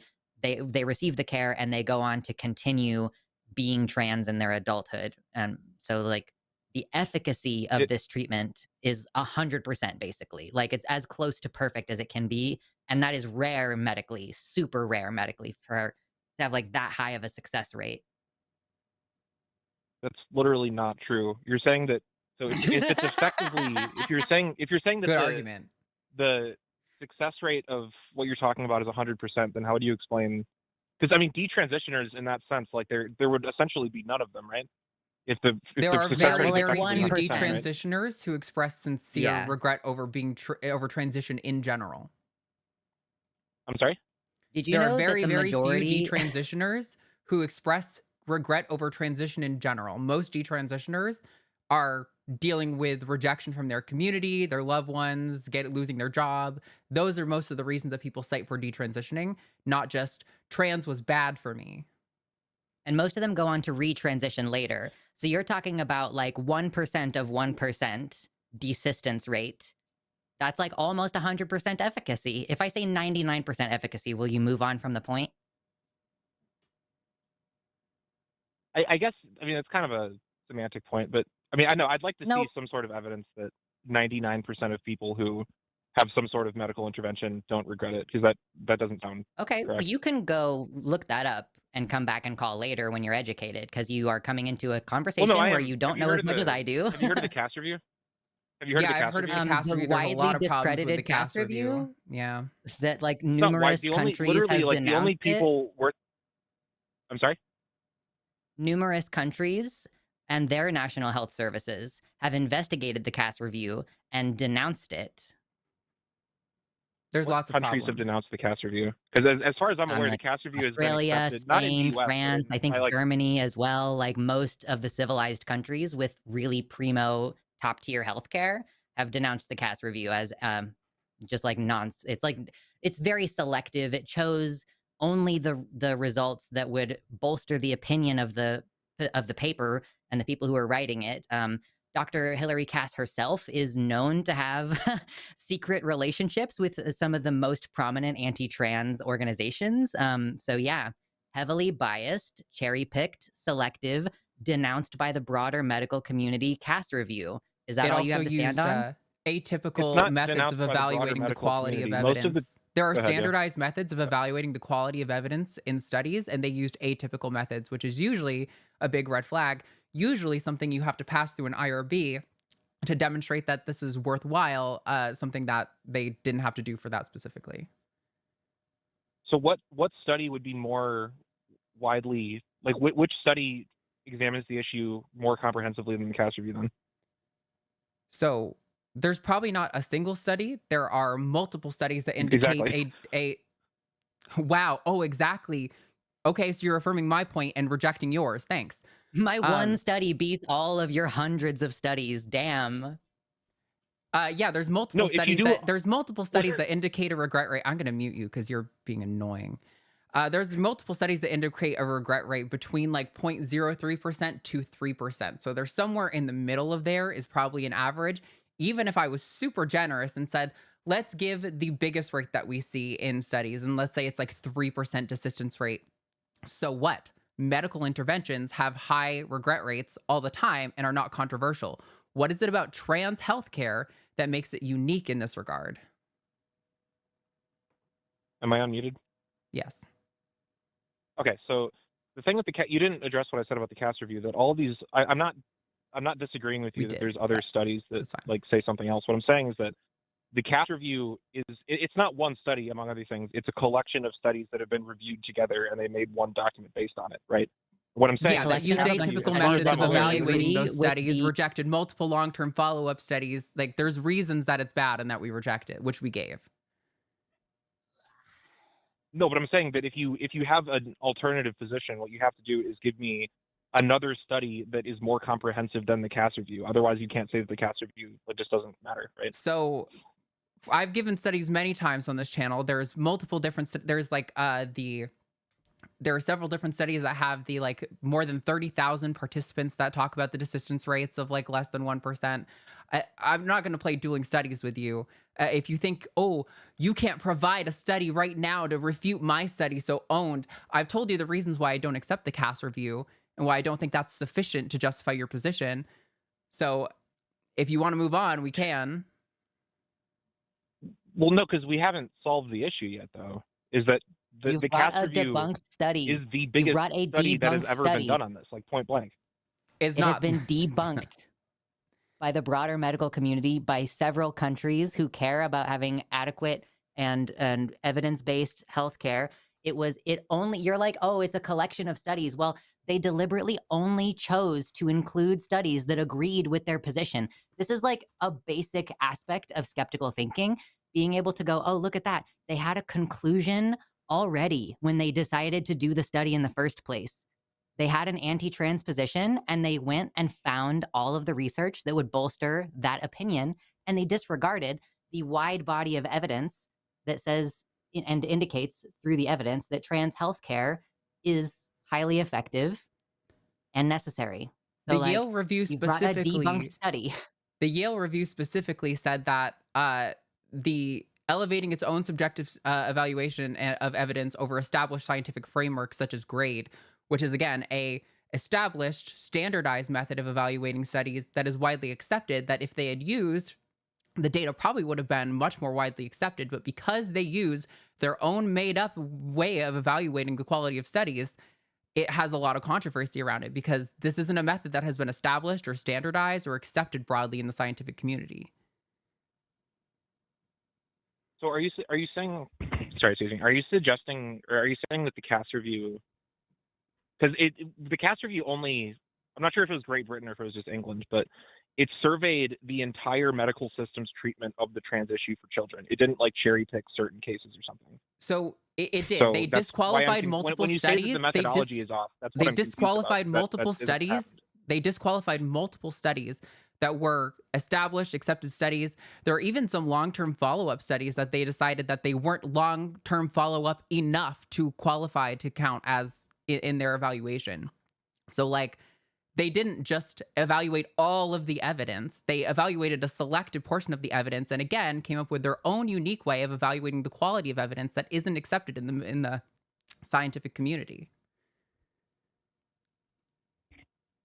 Yeah, I mean, I guess I can read it more in the CAS review, but I don't like, I haven't seen any evidence that that there is another thing that I could look at that would give me evidence on the subject that is more legitimate than the CAS. I don't think review. I could Because provide like I said, you. of course there's other I think studies, I could but have. I think I could have a peer-reviewed, like paper evaluating, or like a meta-analysis evaluating all of the evidence on trans people, and you would still choose the CAS review. Honestly, Thomas, that's what I think about you. That's what the CAS review is, isn't it? That's exactly No, what it is. it's not. That's what I've said multiple times, and you just keep asserting that it is. I mean, that's what I'm saying, though, is that like if there's That's not what another you're thing saying. that is That's more not what legitimate you're than like a saying. specific thing, You're you saying can that point it is an to. Like, evaluation you of all haven't the done that. data. We've explained why it's not an evaluation of all the data, and why the evaluation of the data that it evaluated is bad.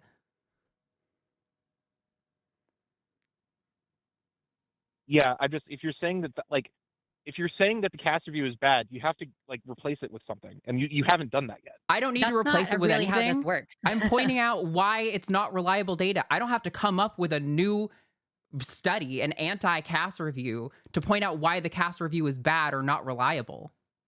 That's not how that works. You kind of do, though, because if you're making an No, affirmative you don't. claim, That's not how science you're works. the one that has That's to not how substantiate science that. works. I don't have to do that. We probably could do Okay. that. I don't have studies in front of me right now, but that's Yeah, not how like the thing science is, works. Commerce, nobody has been ideologically motivated enough to do what Hillary Cass did, to create a pro-trans version of the Cass report. What we have is hundreds of studies, like all of the major medical organizations in this country, as well as the National Health Services in several European countries, as well as Australia. British Medical Association as well. The British Medical Association, yeah, despite what the UK is doing with the National Health Service, their medical association is pissed off because guess what? That's a politically motivated decision to restrict access to young people's care, because all of the medical advice and all of the medical research and all of the scientific evidence that we have indicates that this is good to allow people to have. It's good for children to have access to this care. And it's a politically motivated thing where you're digging for specifically the evidence that will support the anti-trans claim. Again, Hillary Cass has direct relationships under the table, behind closed doors, with prominent anti-trans leaders in her country. And it is also understood at this point that several key members of the NHS leadership have a staunchly anti-trans ideological view that they are imposing on literally all of the citizens of their country. Yeah. So are you suggesting that if you're reading a study and the person who conducted that study supports children being able to get That's medically? not what they're suggesting, Tomris. You dishonest piece of shit. So fucking You didn't gross. let me answer. You didn't let me finish my question. I heard you were saying if somebody has conducts a study and you say that they have values aligned, that you're going to be able to like discredit that. No, that's not what we're saying. We're saying there's good reason to discredit this one specifically. No, but you said that one of the main reasons for that is that Hillary Cass has this like anti-trans ideology or something. So I'm saying that if you look at a study and the person doing the study is pro-trans, you should. Yes, if you Following come that into a exact same logic, study you need to doing discredit that study research too, with an right? intended goal, looking for a specific outcome, that is not science. Correct. You're not addressing my point. Is that you can make the I same am. argument You're just for really mad pro-trans that it people doing doesn't align studies. with what you want it to be. Listen, if it was a niche position where a minority of studies supported my position, then I could give credence to this argument. But the fact of the matter is that the overwhelming majority of evidence on this topic supports my position. And so if someone is pro-trans, it's likely because they can fucking read and not because they have an ideological position where they are entrenched in a belief that they are unwilling to give up in the face of overwhelming evidence. That's the problem. If you can't budge on the cast review thing, we can just move on because this isn't going anywhere. But the whole point of a review, like a now we can move systematic on. review on a subject, is that it's not one study. You're looking at as many studies as Well, you why did possibly they can. Correct. why did they That's not disregard our so many objection to the studies? cast review, cast you review dumb Why does. did piece they of shit. disregard? Why did they disregard so many studies? If you want a comprehensive review, why aren't you annoyed that they intentionally disregarded a bunch of studies? So you're saying that there's. I'm asking you a question. what's- I'm asking you a So question. I know, and I'm rephrasing the question so I understand what you're saying. Mm, Are you saying that with the okay. cast review there were statistics on children and transgenderism that they intentionally threw out because it didn't go along with their agenda? Is that what you're That saying? is what I'm saying. That is not what I'm saying even. It's what the British Medical Association is saying, as well as the other countries who have reviewed the cast report to see if it holds any water. You need to cite yourself on that because You need to go if there's read. a systematic review Yeah, of you an really need entire to go country read. We've done this saying on Go read. multiple that- shows, and we can do this It's been after months. this call or another time. But I'm not going to do this in the middle of a call. The quality of the actual stuff that we're bringing is going to be way poorer. But we've done Maybe this if you were multiple to times. if you look at the cast review and you listen to people talking about it who don't agree with you, you will quickly and easily find that it takes like 1,000 pages to disprove the 300 pages of the cast report, and people have done it, and you can go read it. Okay, I mean I have looked into it. It's just that the vast majority of people, at least that I've seen, the vast majority of Wow, people the vast who, majority of people in like- your circles think it's great and true, Tomris. I'm so surprised. The vast majority of the scientific community I'm not thinks saying that in it's my bullshit. circle. I'm so saying of people who have publicly talked about the cast report. Most said of of them that I people have like seen you've have seen. been like Yes, very people you've pro-trans. seen. So of course they wouldn't Tomris, like a where? study Where that are you says seeing that people say it's this? critical of Where? it. What? Where are you seeing people say this, Tomris? Where have I seen people say that the cast review is? Yep. I mean, there's a Wikipedia article on it. Like it's pretty. Where are you seeing it? depth. You're saying the vast majority of the people you see talking on this share your thoughts on it. Where are you seeing them share those thoughts? Just on the internet in general. Where there's algorithms specifically designed to feed you the stuff you want to see? Yeah, not shocked, Tomris. Not shocked. The fact that scientists on your social media agree with you is not surprising to me. I don't get it. I didn't get it from like Twitter or something. I didn't get it from social Sure. media. No, it's not Twitter. I know I said it was on the internet where I'm looking, but it's not Twitter, I swear. I don't believe you. I think you're full of shit. And honestly, I'm not sure. How long? 16 minutes? We'll play around for a little longer.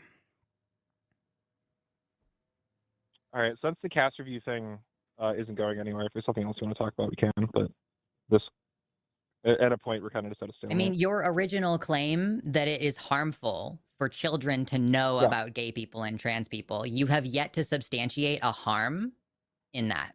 Sure.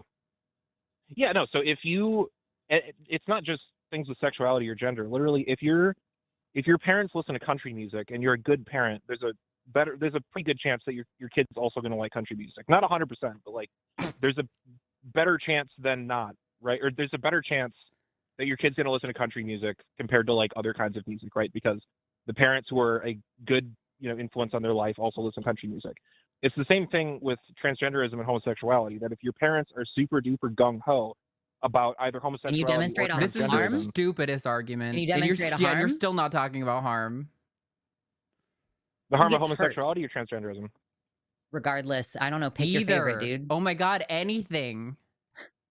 Well, no, because they're different. So the harm for homosexuality is that homosexual sex, at least for men, is objectively more dangerous than straight sex. It also doesn't produce children. It also gay Who people get cares? cancer like Not more than producing straight children people do. isn't Like there's all harm. sorts of Not producing More children isn't dangerous how? harm. More dangerous how? getting Also, getting that seems like cancer an and insane getting thing to HIV say. and dying is a harm though. That How is does harmful. anal Last time I sex checked. give you cancer? Did you just Do you say know how anal sex HIV gives you works? cancer? Yeah, do you know how Oh my HIV works? God. The first HIV Way the patient fuck 0 more died than you from do, cancer that he Tomris. got as a side effect of AIDS. Tomris is Do like you not know this?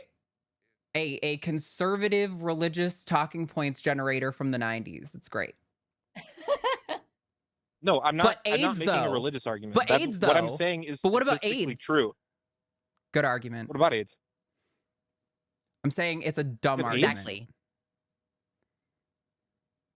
Wait, what? Hello? You can feign You know, shock. did you know that HIV is most prevalent among straight people right now? Sounds In like Africa, straight sex yeah. is pretty fucking dangerous. No, dumbass. Wow. I'm done. Andy's You can racist have the rest too. of this, or you can hang up. Shocked. I'm done. Not to mention that multiple sexual diseases have been going around a lot in straight communities right now in the US because people aren't wearing condoms anymore. But yeah, Thomas, I'm Wait. sorry. You're like dumb. Bye. Are you disagreeing? Guys, I'm I sorry. couldn't anymore. I had to listen to Listen. him on Chewed Gum this week. We can talk more in depth. Maybe I always say maybe I'll do a video and then I never do a video. Yeah, But talking about the that would be more extent work. of the problems with the CAS review, the Yale review of the CAS review, an evidence-based critique of the CAS review from Yale Law. You can Google that. That is a pretty extensive executive summary here. Section 1. The CAS review makes statements that are consistent with models of gender-affirming medical care described by WPATH and the Endocrine Society. The CAS review does not recommend a ban on gender-affirming medical care. Section 2. The CAS review does not follow established standards for evaluating evidence and evidence quality. Wow, that's exactly what I fucking told Tomris. Section 3. Mhm. CAS review fails to contextualize the evidence of gender-affirming care with the evidence base for other areas of pediatric medicine. That's specifically talking about pretending that it's like unique in regret or anything like that, right? It pretends that trans people are uniquely bad and scary. It doesn't give proper context. Section 4, the CAS review misinterprets and misrepresents its own data. Section 5, CAS review levies unsupported assertions about gender identity, gender dysphoria, standard practices, the safety of gender-affirming medical treatments, and repeats claims that have been disproved by sound evidence. Section 6, the systematic reviews relied heavily upon by the CAS review have serious methodological flaws, including the omission of key findings in the extant body of literature. What Lux said about 20 times over, where Thomas went, well, you have to provide those studies. No, I fucking don't. To point out that they don't include shit that is valuable. Section 7. The review's relationship with the use of the York systematic reviews violates standard processes that lead to clinical recommendations in evidence-based medicine. Those are the 7 main sections of the Yale review. There are many other organizations that responded. Like Lux mentioned, I think it was like Australia and Germany and some other countries did their own responses to it. Again, it's funny that they want to complain that the evidence isn't good enough to justify trans healthcare and that it's harming them, although they can never tell where the fucking harm is. And yet they rely their entire case on a discredited, like very selectively picked body of evidence to fulfill a certain narrative. Extremely irritating. Butt sex gives you cancer, though. Butt sex gives you cancer, though. I wish Just every YouTube single didn't thing. censor He because was that like, would go in the "Nuh-uh." thumbnail of the clip. I know. That'll be my mug for this year. We got to start. It's like almost Christmas. Can you believe it? Oh And my we're getting God. so close I'm to the gonna puke holidays. if I think about that. No. All right, let's see. We're at 3:40. That call went way longer than I thought it did. I thought we were only on that call for like 10 minutes when I wanted to shut it down. And I was like, oh, it's been 16 minutes. Okay, we'll drag it out a little longer for the clip. Anyway. Yeah. There's a whole, genuinely, like Lux said, it's like a 300-page thing, the CAS review. It takes so much work to discredit it. And there's good reason to discredit it. but it takes so much work. I can't pull Yeah. all that up on a phone call like this. And that's exactly why Thomas used that as his defense, because he knows it's a completely unreasonable ask. And even though it doesn't actually get anything, it might make some person in the audience go, wow, you couldn't refute it right there, right then with actual like body of empirical evidence. You must be the one who's wrong or something. I know that 99% of people are smart enough to not fall for that, but at least somebody in the audience has. Anyway, Goofy. That was goofy. I'm glad we got goofy. at least one call where, and like, listen, I know sometimes, listen, the whole thing, we got lectured about like, make sure everybody that you talk to, you treat them like it's their first time calling. I know it's not Thomas's first time calling. Yeah. I'm already tired of him from earlier this week. So I was a little bit more mean with him. And also like, yeah, for me to be like, this is what is true. And for him to just be like, that's not true. Like, I just guffaw. I laugh because how the fuck do you talk to somebody who's just like, nah, everything you said, nah. Yeah, nuh-uh. I like I also love I don't know. I don't want to beat this. I feel like I'm beating a dead horse now. We have an hour 20 left to kill, whatever. I just it's hard for me not to immediately be so done when like I said, he is just like a conservative 90s fear mongering around queer people phrase generator. Just to drop HIV like that is like a reason that people shouldn't be having gay sex is crazy. Not to mention that, for one, HIV is in many cases, in most cases, I think, completely manageable now. There have been cases due to new medications where they've actually cured HIV. PrEP prevents the transmission of exposure. And there's lots of people who have non-transmissible HIV. They're like so uneducated. Just wants to be like, butt stuff will kill you. Cringe. Tom, and like legitimately, I know you want to do butt if you stuff are so in bad, the it's gay not gonna community, I know, poor baby. You can pay if your girlfriend pegs you, you're not gay. But it's like really troubling to me. It's like a difficult thing for me to emotionally deal with a straight person trying to bring up HIV to me because I'm like, you have no fucking idea. Like one of my uncles died like the month I was born from HIV AIDS. And like, I've seen the like real like art being depicted from that time and like how tragic it was and the things that you learn about it. Like the first medications that treated HIV could make you go blind and like would damage your quality of life in other ways. And it's like, don't talk to me about AIDS, straight people. Legitimately, I will flip out. Like I have so little patience for that right now. Yeah. Oh my God. I did like that we touched on the racism at the end there, just to, make sure that we're covering all I of our missed bigot that. bases. What did we say? Well, What did you do then? HIV. Oh yeah, it's big in Africa, or like it's prominent around straight people in sure. Africa or whatever. Dumbass. Okay, we have other callers. And We do. I think after the next call, we'll do another round of bidding for some super chats, and then let me double check how our screener's doing, because I know we aren't doing supers today, so we kind of need calls to last longer. Mm-hmm. I think she's in the middle of screening something, so I'll message her real quick. Yeah. We got lots of time today. And just so y'all know, if you didn't know, at the end of this show, 5 p.m. Central, we're going to be over on Calling It Now. So I'm actually going to join Jimmy over there on Calling It Now on the Jimmy Snow channel. So if you stick around and chat at the end of the show, it'll just automatically kick you over there. If not, set yourself a little reminder to come back when you get done doing whatever you need to do this afternoon.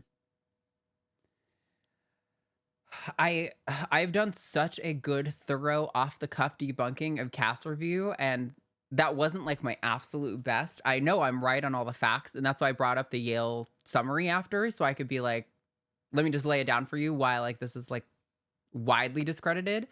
Mm-hmm.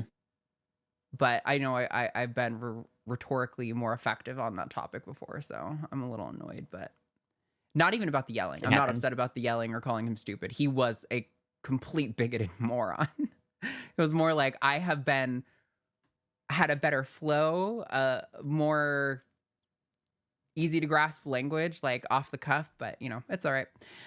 I kept interrupting too. That's partially on me. I'll take credit. No. Your contributions are all great. No, that was definitely not my frustration ever once. Not like it never has been with any, like, we two hosts, we cut each other off all the time, but not on that call. All right. Anyway, blah, blah, blah, blah, blah. Who do we got? Elliot in California. Pronouns are he, him. Advice on moving out of the country based on the current climate. This might be a short call, Elliot, because our advice on this has been you know, weak every time. But go ahead, set it up for us. What's going on? Hey, so first off, thanks for having me on. This is my first time calling, and just this whole show has been awesome, and I'll leave it there. I live with my mom, and we live in kind of a reddish bubble in California, and we keep kind of having this conversation, since the beginning of the year of like, okay, so we kind of can see the writing on the wall all the way back here. Is this like, GTFO time? Is this, grab what you can, grab what you need, and then run?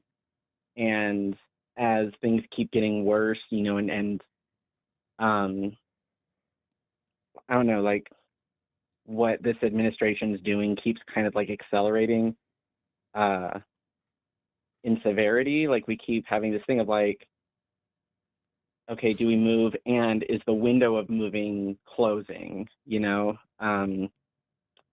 So I don't know. That's kind of just what's been rolling around for us. Yeah. Go ahead. I was responding to a text. Sorry. Sometimes your boss texts you while you're working. Yeah. So, I mean, obviously, I made the decision to move across the country. Like, that's my calculus on the situation. And we had our poll earlier in chat. Like, I do believe that, trans people as a whole, we're going to be able to make it through. We're going to be able to support each other, and we're going to make it like as a group at the end of this whole thing. But I do think that regional safety matters. I don't want to leave the country. That's like, I don't want to have to. I don't have a passport. I haven't figured any of that shit out. I don't have anywhere that I could go. I have a 22-foot vehicle stuffed to the absolute fucking brim worth of stuff that I would need to pack up to move somewhere. So like I already did that once and it cost me thousands of dollars. And I think that like it's good enough to be in a safer state. So if you're in California, like I moved to the West Coast specifically because if the economy falls apart, which it's going to, and if the federal government dissolves, which it almost seems like is what they intend to do, it's like they took over a business and they're liquidating it, is kind of what it seems like. But here we have California, which is on its own one of the biggest economies in the world. And then contiguously, you have Oregon and Washington. So like if shit hits the fan, we will be able to, we've already got our health alliance thing that we're doing with our individual vaccine recommendations and all that kind of shit. It's already happening in that way. So I think when or if shit balkanizes, that's the situation that we're going to be in, is like it's going to be best to be together in this way. Now, if you personally think that something's going to be better for you in a different country, I know a family that's 4 trans people who are moving to France. And it's going to be beautiful and it's going to be awesome. And they are going to be able to have a successful life.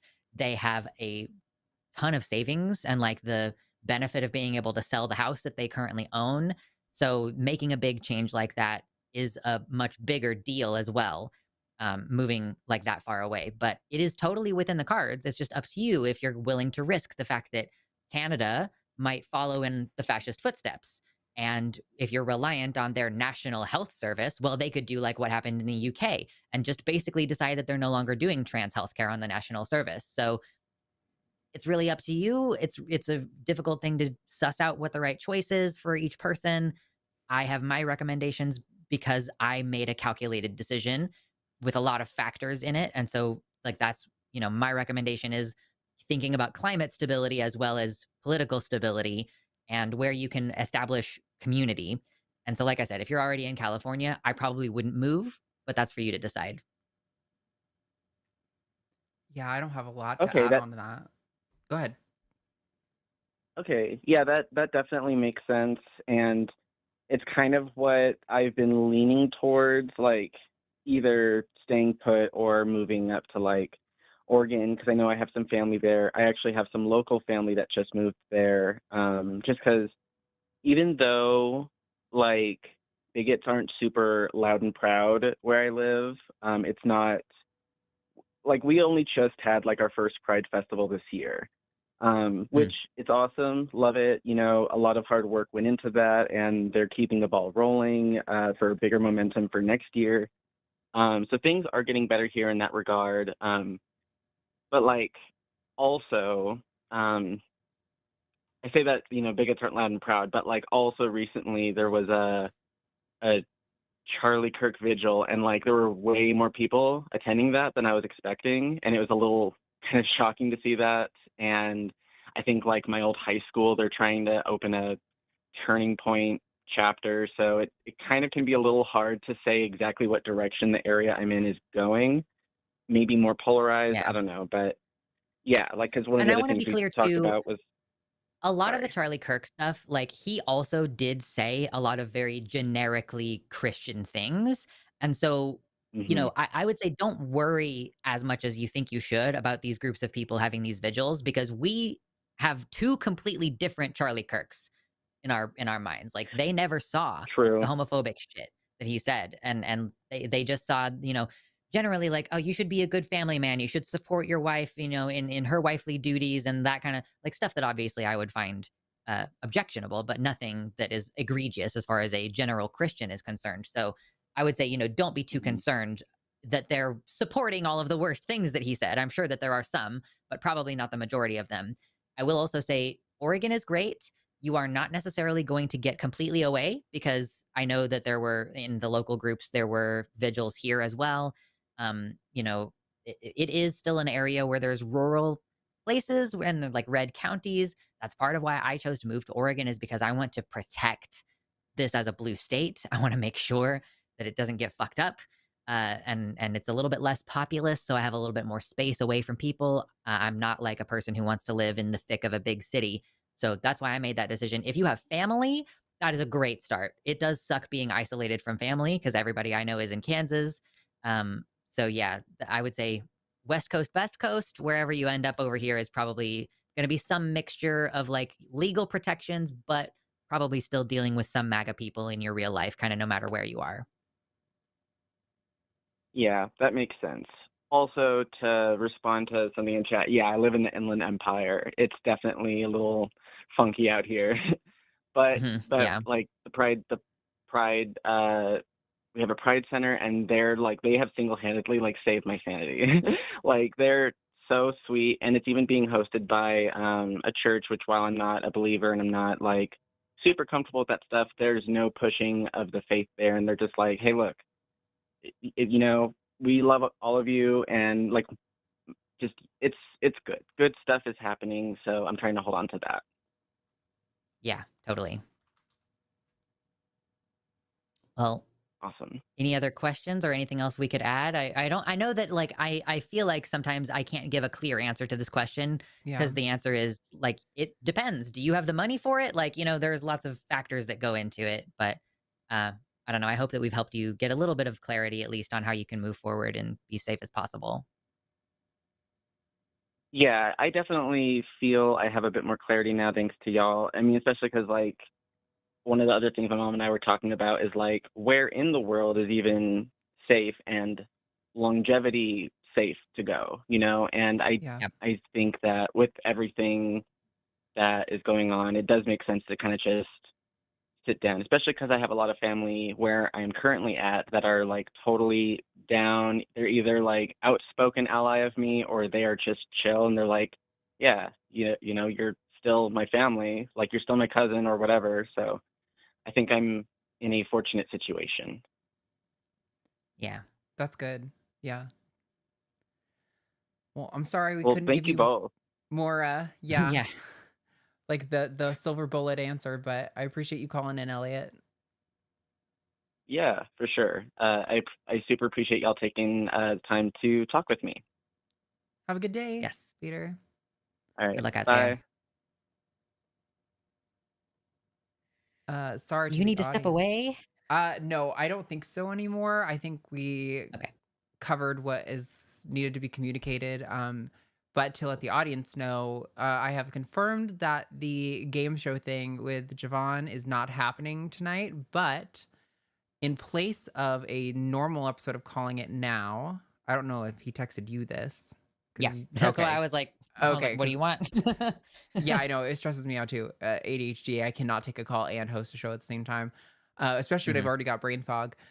But instead of the normal episode of Calling It Now, they are going to do what was it? A review and response to Andrew Cuomo. We're gonna live watch the debate between Cuomo and Oh, Mamdani, I think is what's happening, and we're gonna okay. like have our live commentary. So it's gonna, as far as I can tell, if this is the plan, it's gonna be me, Jimmy, Javon, and Forrest. So that's gonna be a blast. I haven't been on with either Javon or Forrest before, so that's fun. Oh, cool. Yeah, they're both great. I'm sure that'll be fun. Jimmy was like, "You too, if you want," and I was like, "No, No, I I don't don't want like to. doing." Listen, I sometimes it's fun to have the endlessly bad callers that are on Calling It Now, but it makes me want to eat glass. And after 3 hours of doing this, which can be kind of intense, to then go to those callers, I think it'd be different if I had those callers first and then I had TACIS after. Like, I think that would probably be less jarring. Um, Yeah. it's Oh, like what's getting to that? the We end need of to your tell tank. Jimmy to make tacos later? What? That's brand new. I've No, never had that thought before. I've tried so many times. It's I never don't gonna happen. understand. Uh, Yeah, whatever. Um, We're just yeah, complaining. I just it's like getting to the end of the tank and then being like, "Hey, guess what? You have a road trip ahead of you," and then being like, with what?" I Mhm. Yeah. it's hard for me anyway. Um, all right, I think we have a caller who will be maybe a little bit spicier. We'll see. Wait. If we're gonna do a spicy one, can you vamp for 10 seconds while I go Yes, pee? absolutely. Okay, Let cool. me I'll be right back. one up. All right, everybody. Well, thank you guys so much for being here, for participating in the show. I haven't been able to watch the live chat because the YouTube is so bugged on my personal PC where I can't see chat in my other window. So I have to like open a whole other thing to see it, and it's kind of difficult. But um yeah, no, I appreciate you guys. Yes, especially after Thomas, I want to eat glass. Listen, I get it. He's just here to try to like ruffle feathers. I don't think he's actually here to like have an intellectually honest conversation. He just basically wants to have a platform to say some shit on. Like, and the thing is, that's fine. That's what the show is for, at least in part. But like, I have really appreciated the conversations we've had, like people who are maybe initially starting in Thomas's position, but who are able to like accept and digest new information rather than being like, well, all I brought was the cast review, and if that's not valid, then I just have to go stalemate. Um, it's not that's not I don't find that particularly useful. It's fun for clips. It makes you guys laugh. It makes you guys feel seen and related to when you see us dunking on people like that, but I don't think it actually affects opinions too often. Maybe I'm wrong. Hey, if that shook your opinion, you're like, maybe now I'm less confident about the, validity of the cast review. Let me know in chat because that could be interesting.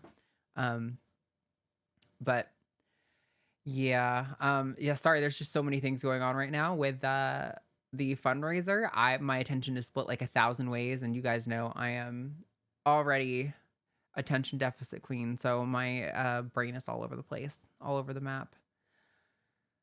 Oh goodness, but no, that'll be interesting.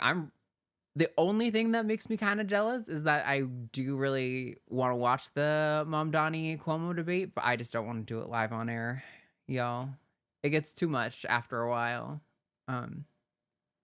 Yes, after this, it'll automatically dump you guys over to Jimmy's channel where they're going to be doing that. I just don't think the event is posted yet. I think Jimmy is working on that right now. So I'll make sure that gets posted as soon as possible. And Lux is back. Hey, yo. Hello. All right. How do you feel about 25-3? I think that's the spiciest call we've got on deck. Yeah, let's do it. All right. Let's talk to Armin, pronouns he and him, in Utah. Says trans people in sports, believes in women's rights, doesn't think trans women belong in women's sports. So Armin, you are live on the Hello. line with Arden Luxander. What's going on? Thanks for having me. First time calling anywhere. And Cool. yeah, I don't know, you guys just randomly popped up. I don't know all your guys' stances on things. Okay. But and I just find myself having these types of conversations sometimes. So that's one that does come up, and I feel like that's one where like, because I would consider myself someone who, you know, is like liberal in the traditional sense of like, I want everyone to have freedom and rights and to be unbothered and live like the best fulfilling life possible. But Mhm. then certain subjects, I feel like it goes too far and it isn't conducive to that for people. So like the two subjects that come to mind are like transitioning kids and trans women in women's sports. I feel like that's where the movement loses a lot of people like me. So I'd be curious to hear your guys' thoughts on that. So I think we should probably pick a lane Yeah, and pick Okay. go down that one. pathway because I think I yeah, if you have one of those you'd prefer to talk about, let's pick a lane. Okay, I'll take the low-hanging fruit. Let's say the sports first. Okay. I like that you acknowledge that is transitioning kids is a lot harder for people to defend on that side of the aisle or like being against transition because it's really well supported by Well, the that one's medical more evidence. nuanced, I would say. Yeah, that one's difficult. I feel like both sides, I like to think have good intentions, but it's hard to, because like I listened to your guys' previous call, the one before this one, and I also haven't looked into the studies and stuff, but I've heard the cast review, and it's just like you hear so much conflicting stuff. It's hard to know what's right. Well, it's part of I mean, yeah, part of there's a the vocal minority that seems bigger than it actually is.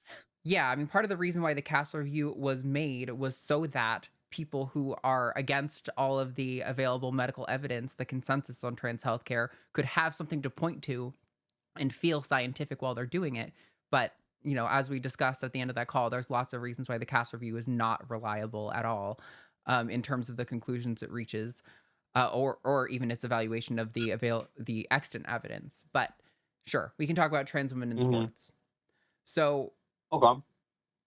to be clear, I Mm. like to lay this out because a lot of people come in making assumptions about our position that are not quite accurate. Um, Mm-hmm. I am in favor of, first of all, I'm against unilateral bans of groups of people on things like this. I think they almost never work. They almost always end up just being discrimination. What I think are the appropriate, probably policies that ought to be in place for sports. And mind you, I hate sports. I don't like watching sports. I'm not a sport oriented person, but I think what Yeah. would sound like fairness to me that isn't just discrimination would be objective criteria by which individual athletes are evaluated and that are either included or excluded into participation in a sports group based on those criteria. So like, for example, if we were to say that testosterone, nanomoles per deciliter of testosterone in your blood was the criteria we're going to use. If your testosterone levels are above a certain point, you can't Mm-hmm. compete. If they're below a certain point, you can compete. I don't know that that's necessarily the best criteria, but that's one that like a lot of organizations use. I think that sounds like the most equitable thing possible to me because we're saying even if you're a cisgender woman and your testosterone levels are too high, you are also disqualified. This isn't something that is just unilaterally banning trans women from participating. They're trying to find some objective Right. criteria relevant to the fairness of, like excellency in a given sport. So that's what I Okay. advocate for. I want policies that are fair Can and I respond to evenly that? applied to everyone. Yeah, go ahead. That makes sense. I guess I would just say, would you be okay with it being every field still being full of biological men? Like, because realistically, men just have a physical advantage in almost every sport. So whatever parameters we used, there would be such a small fraction of biologically born women that it would pretty much just be men competing with each other. So that So would kind Well, of trans women aren't exclude men. all Trans women biological are women for the biologically most part at the distinct. top levels. I just want to Sorry? reiterate, trans women are biologically distinct from men. Any averages regarding the difference between cis men and cis women do not apply when we're talking about bodies that have undergone hormone replacement therapy.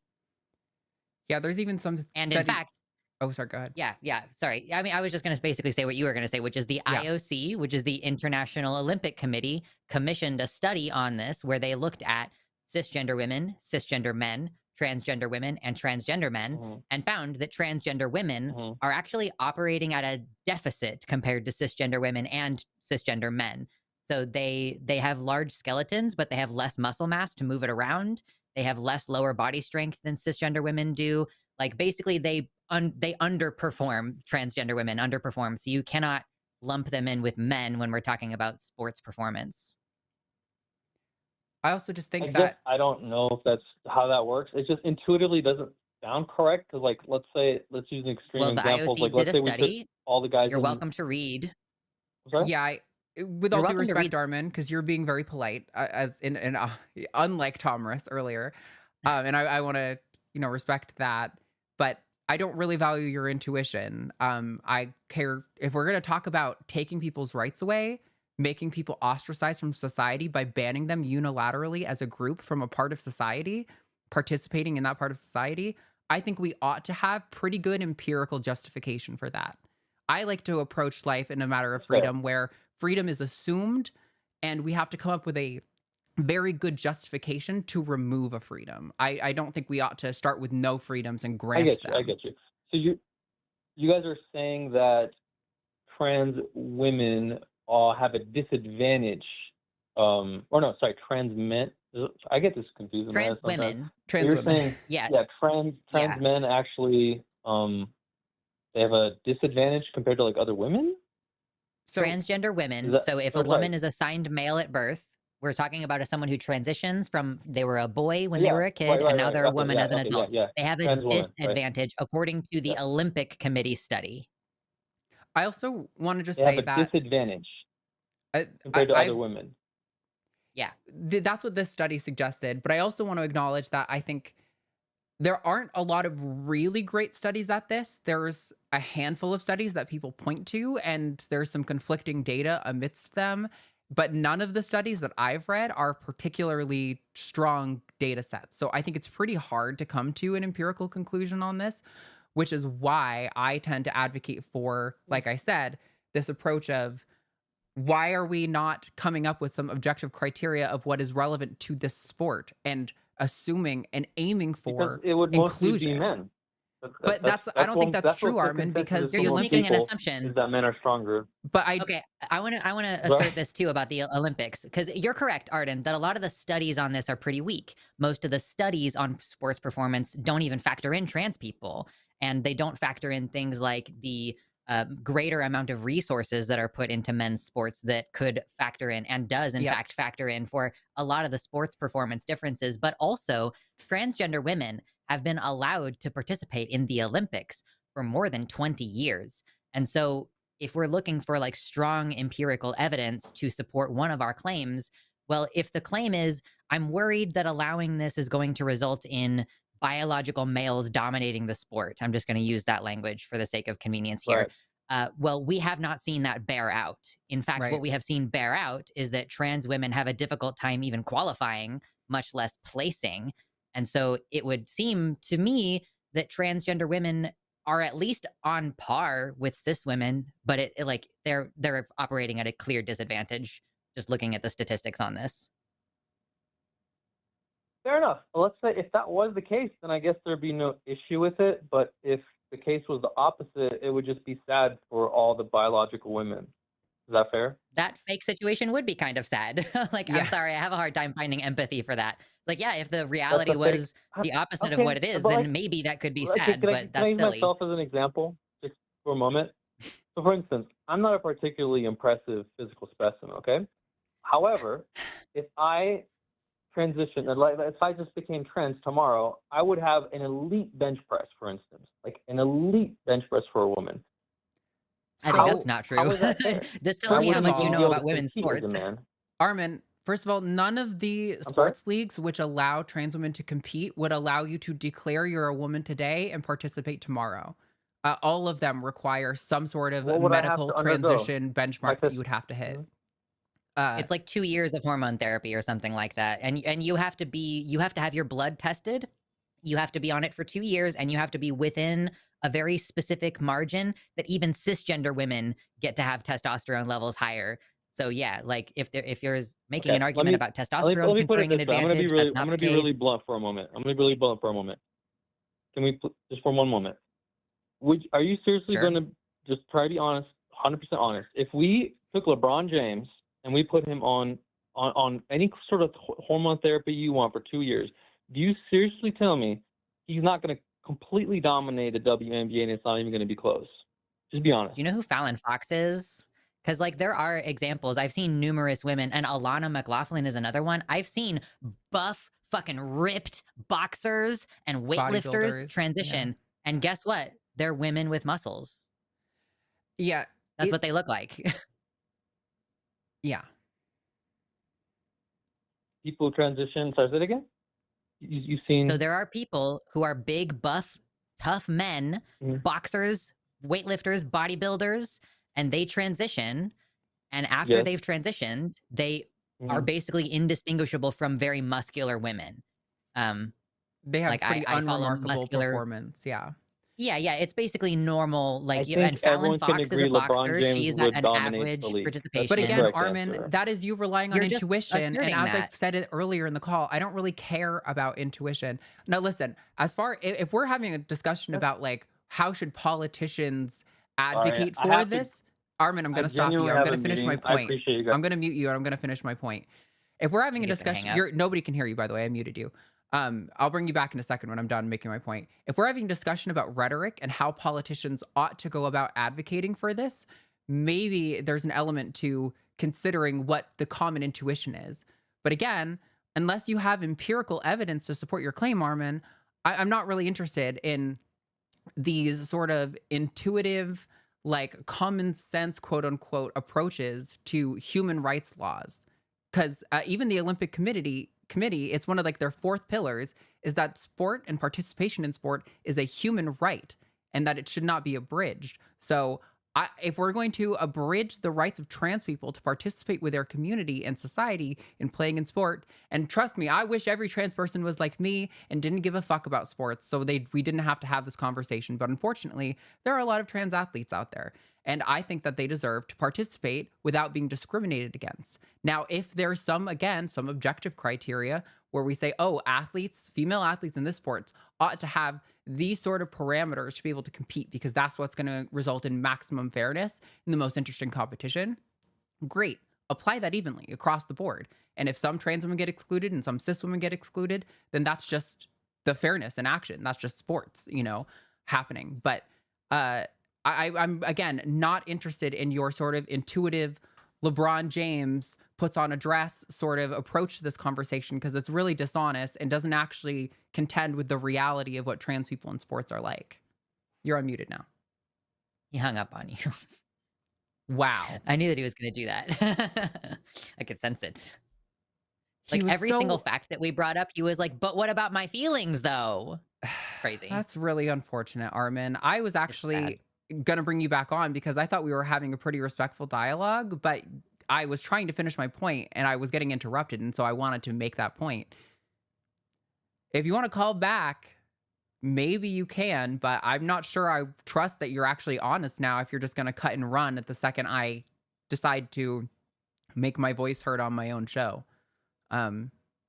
Pretty weak. Yep.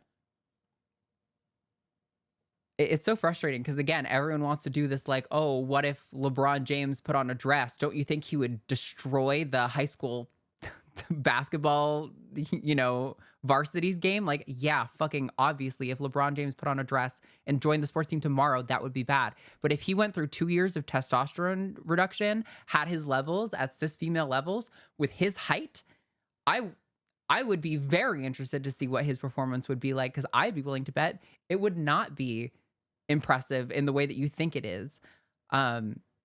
But none of us will ever know because we don't have good data on this, and we can't get better data on this because the Trump administration keeps slashing all of like research grants. So the fucking brain drain from the United States is going to make it so it's even harder to actually have an empirical conversation about this. But again, I just don't care about Joe Schmo's feelings on this issue. Like, that's not how we make human rights law. And this is a matter of human rights law, by the way, not like intuitive relationships to sports performance.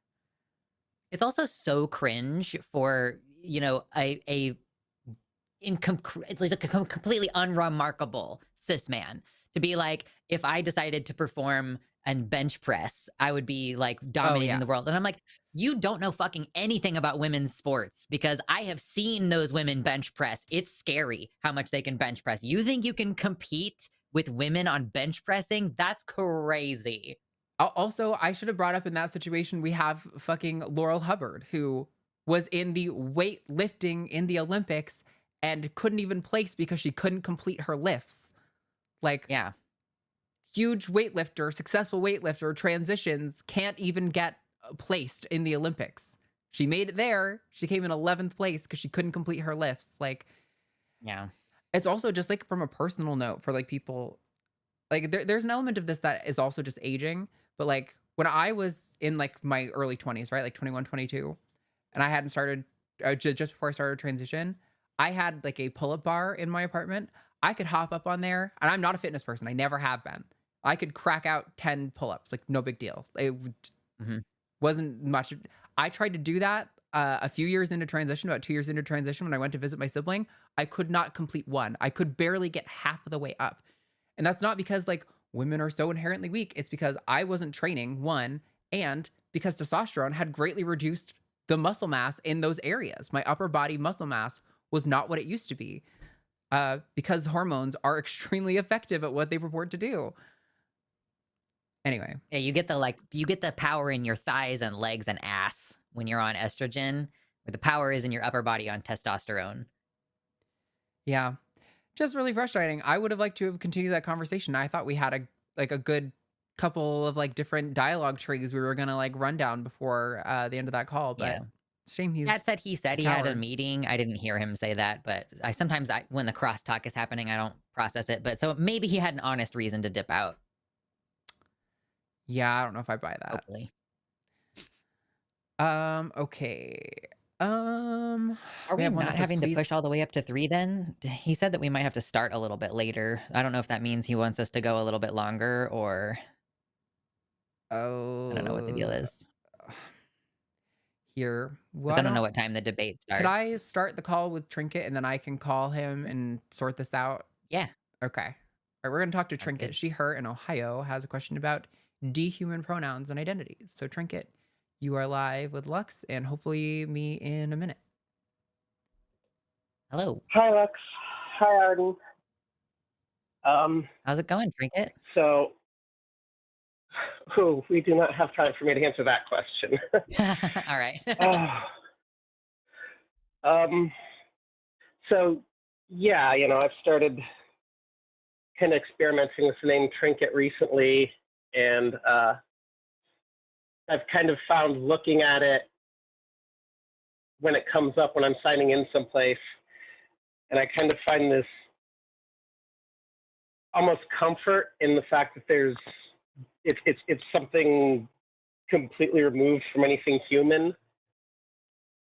And I've been looking into that and objectifying that's not the word, Jess. Anyway, I've been looking into dehuman pronouns and everything, and I can't find a lot of information on it online, but my brain is off the pudding.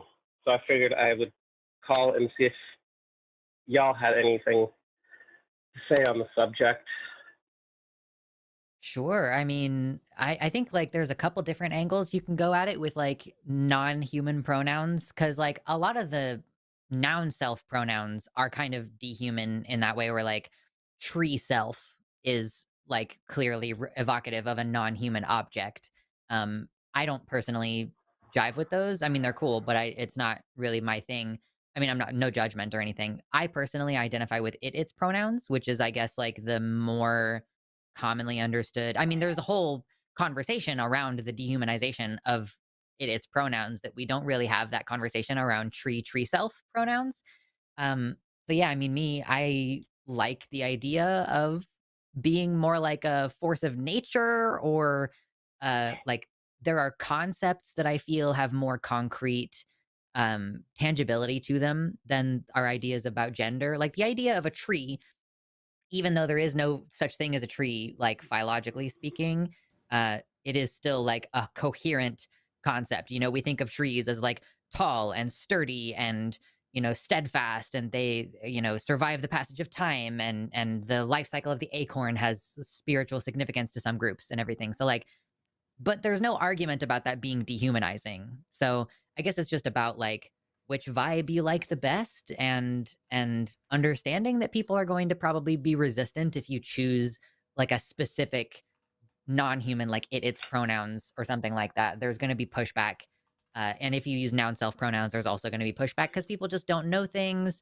And so I often find that those are good to use online or in like close spaces with intimate friends and things. What, you know, like I would not try to use its in a workplace that's not this one. Like I do use its pronouns in my workplace. It's this one. But if I was trying to get a job at a nonprofit or something, I would not put that foot forward, if that makes any sense, just because there's going to be friction surrounding it. Yeah, that makes sense. It's not something I have a lot of concern with. I'm more involved in the arts communities than any actual Sure. business setting, but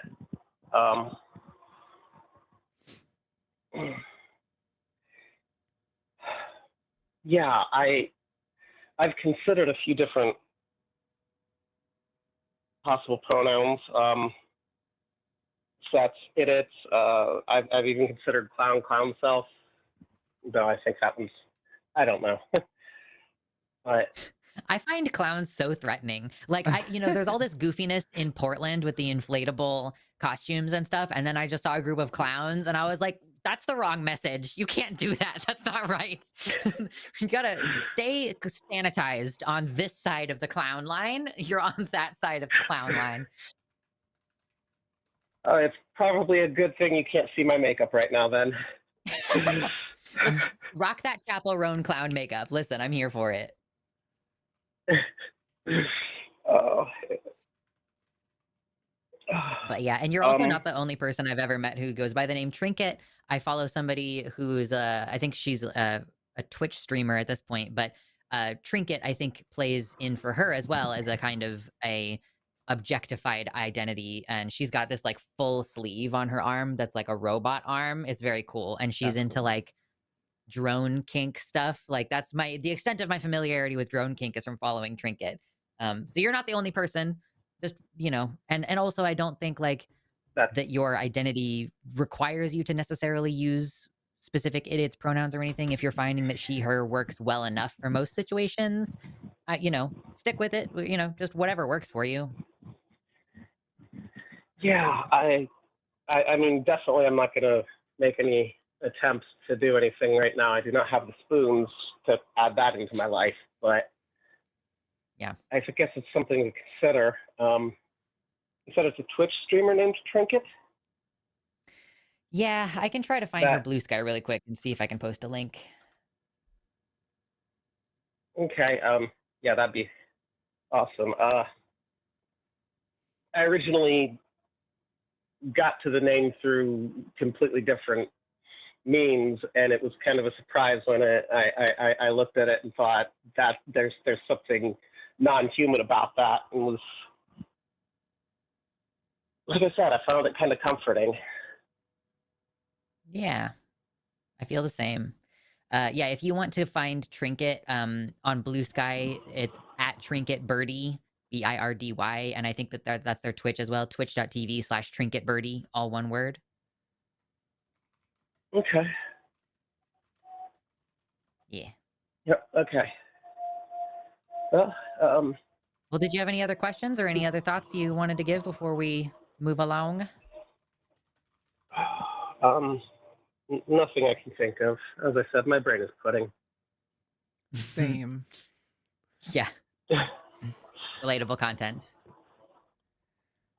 Well, thanks for calling, Trinket. I appreciate it. If you have any follow-ups later on, feel free. And like Yeah. I talk about this kind of stuff a little bit on my channel too. Like I'm a non-binary, it's a gender person. So if you want to go follow me on my channel, that's cool too. Oh, I do. Cool. Well, thanks, Trinket. I appreciate it. We'll talk to you later, okay? Absolutely. Yeah. Thank you so much. Have a wonderful evening. You too. You too. Bye-bye. Bye. Let you Alrighty. do that. I was like, I could sense it. I was like, if I try to drop this call, what I'm gonna do is I'm gonna drop the host, which Aaron did to me recently. Yep. I was a little bit worried that could happen, but I was like, I've been steering the whole time, and I think it probably just assumes that I'm I'll gonna let click you the do it. button. Yep. So it worked. Honestly, I probably shouldn't steer when I'm producing and hosting. Whatever, it doesn't matter. So update: the show's gonna run till 5:30 today. So Lux, if you need to like step away and I'll chill take or a break at some whatever, point in there. Yeah. yeah, definitely go ahead and do that. We have 2 calls currently on the line. Lines are going to stay open. Our other screener just hopped in to cover to get us to the rest of the way. So we have room for like another couple of calls tonight. So number is 720-619-2288. If you would like to call in, now is your opportunity to do so. We're later in the show. This is usually when the good clips those kind of callers start to call in. Somebody called in, they had Z-Zim pronouns, and they wanted to say that trans people shouldn't play in gendered sports. So Okay. I would like to see that argument. But anyway, yeah. I don't know. Maybe we should do another bid for some donos. How do you feel? What time is it? 4:26. Yeah. Let's say till 4:32. That way it gives you guys like a Yeah. minute to start getting in, and then we'll have 5 minutes. All right, so to 4:32, we're gonna read all of the names of donos. So let's see, where are we at? Did we hit our 1K? Are we anywhere near our 1K? No, we're at 5,600. We were trying to, what did you say? You wanted to get to 6,500? Yeah. We got like $900 more to get to the arbitrary goal we've set for today. $900 Renos. I know there's a lot more people in chat too. People jumped in when Tom Russ was going off. Yeah, if you guys don't know, just to recap, we are doing a fundraiser for the Secular Student Alliance. We're going to be doing a big event this Saturday. There's an event going on right after this with Luxander and a bunch of other hosts. And we're going to be doing something tomorrow night too, I think. So lots of stuff coming, but all of this money goes to the Secular Student Alliance, who is basically a student college organization that helps train kind of students on how to be involved politically, like in their local communities, in like their state. They just basically get them involved in politics in general.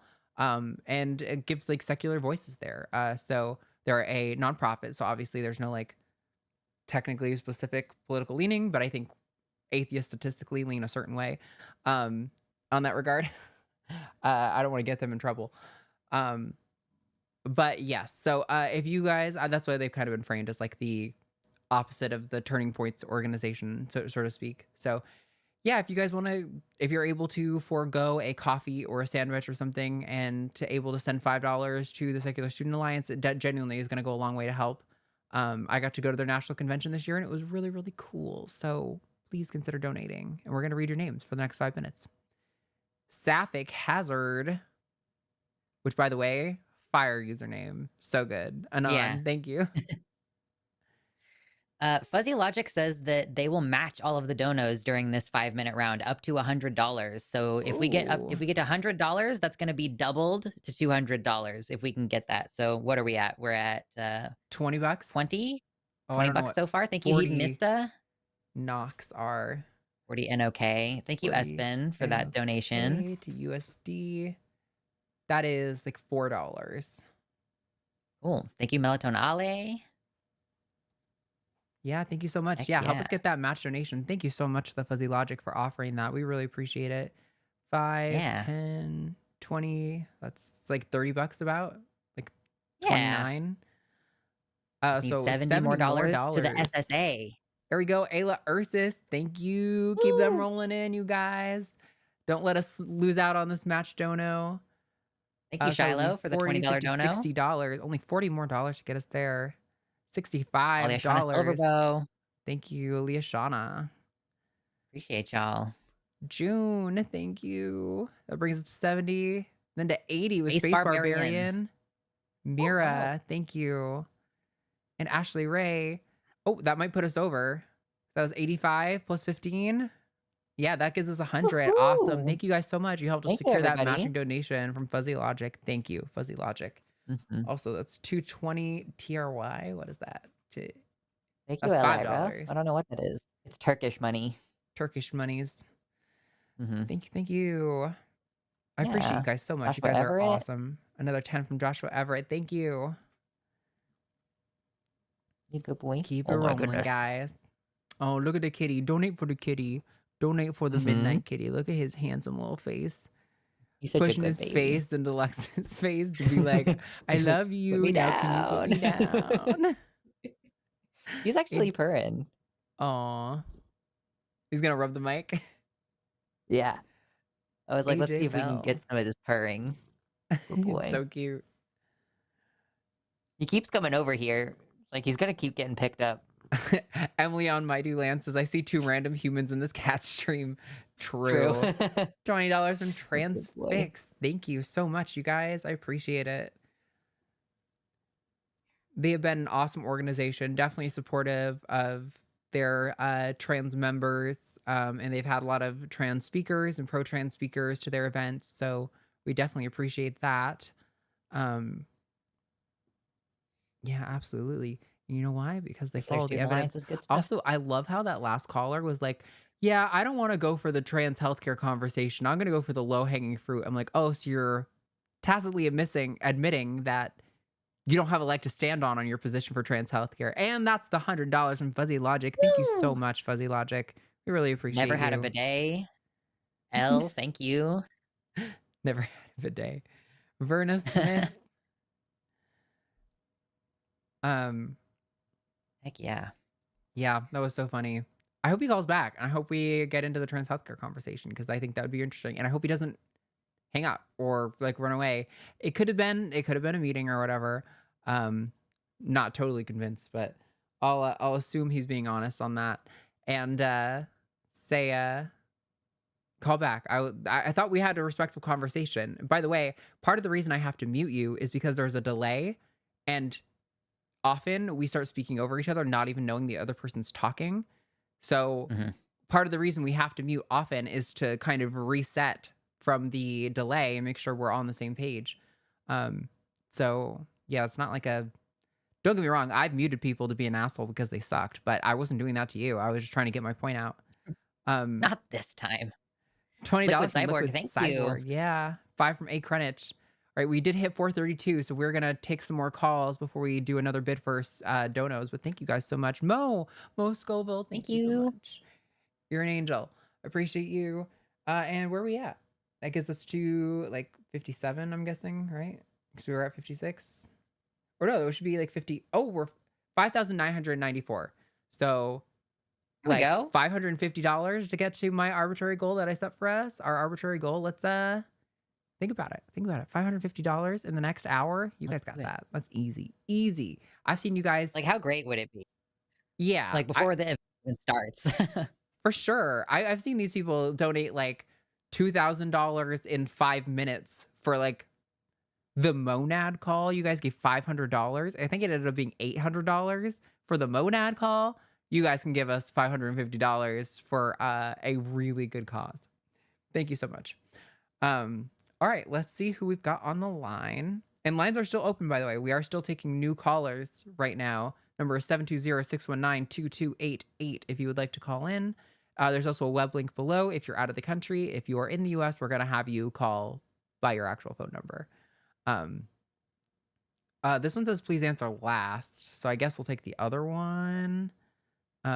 Although it's been a long time. I don't know if last was on the assumption. We can check in and see if they're able to take the. Yeah. Let's just check in. Now. They've been waiting a while. Isabel, she, her in the US. Are you able to chat now or do you need a little more time? Hey, I'm good. I've been listening this whole time. I got off work like an hour ago. Awesome. Oh, Great, cool. great, great. Awesome. So Hey, you're Lux. live with Arden and Lux. What's And going on? hey, Art. Hey, guys. Sorry, there's the delay, but we all know about that. Okay. Well, one, I do think that the cast review guy was pretty funny. What was his name? Tomless or something like that. Yeah. Like the cast review says these studies aren't valid because they didn't do a double-blind study of something you can't do a double-blind study of. It's like if somebody has acute appendicitis and, well, let's do a double-blind. We'll keep that appendix in on you and we'll take it out of you. Well, damn, the person who we didn't do the surgery on died. Well, darn. You know, plus Yep. how do you do a double-blind on any of this stuff? Like, you know when puberty stops. It's dumb. I need that Ron Anyway, Swanson so I know more than you thing, like in these situations. Like, I know more than you. That's the end of the conversation. yeah.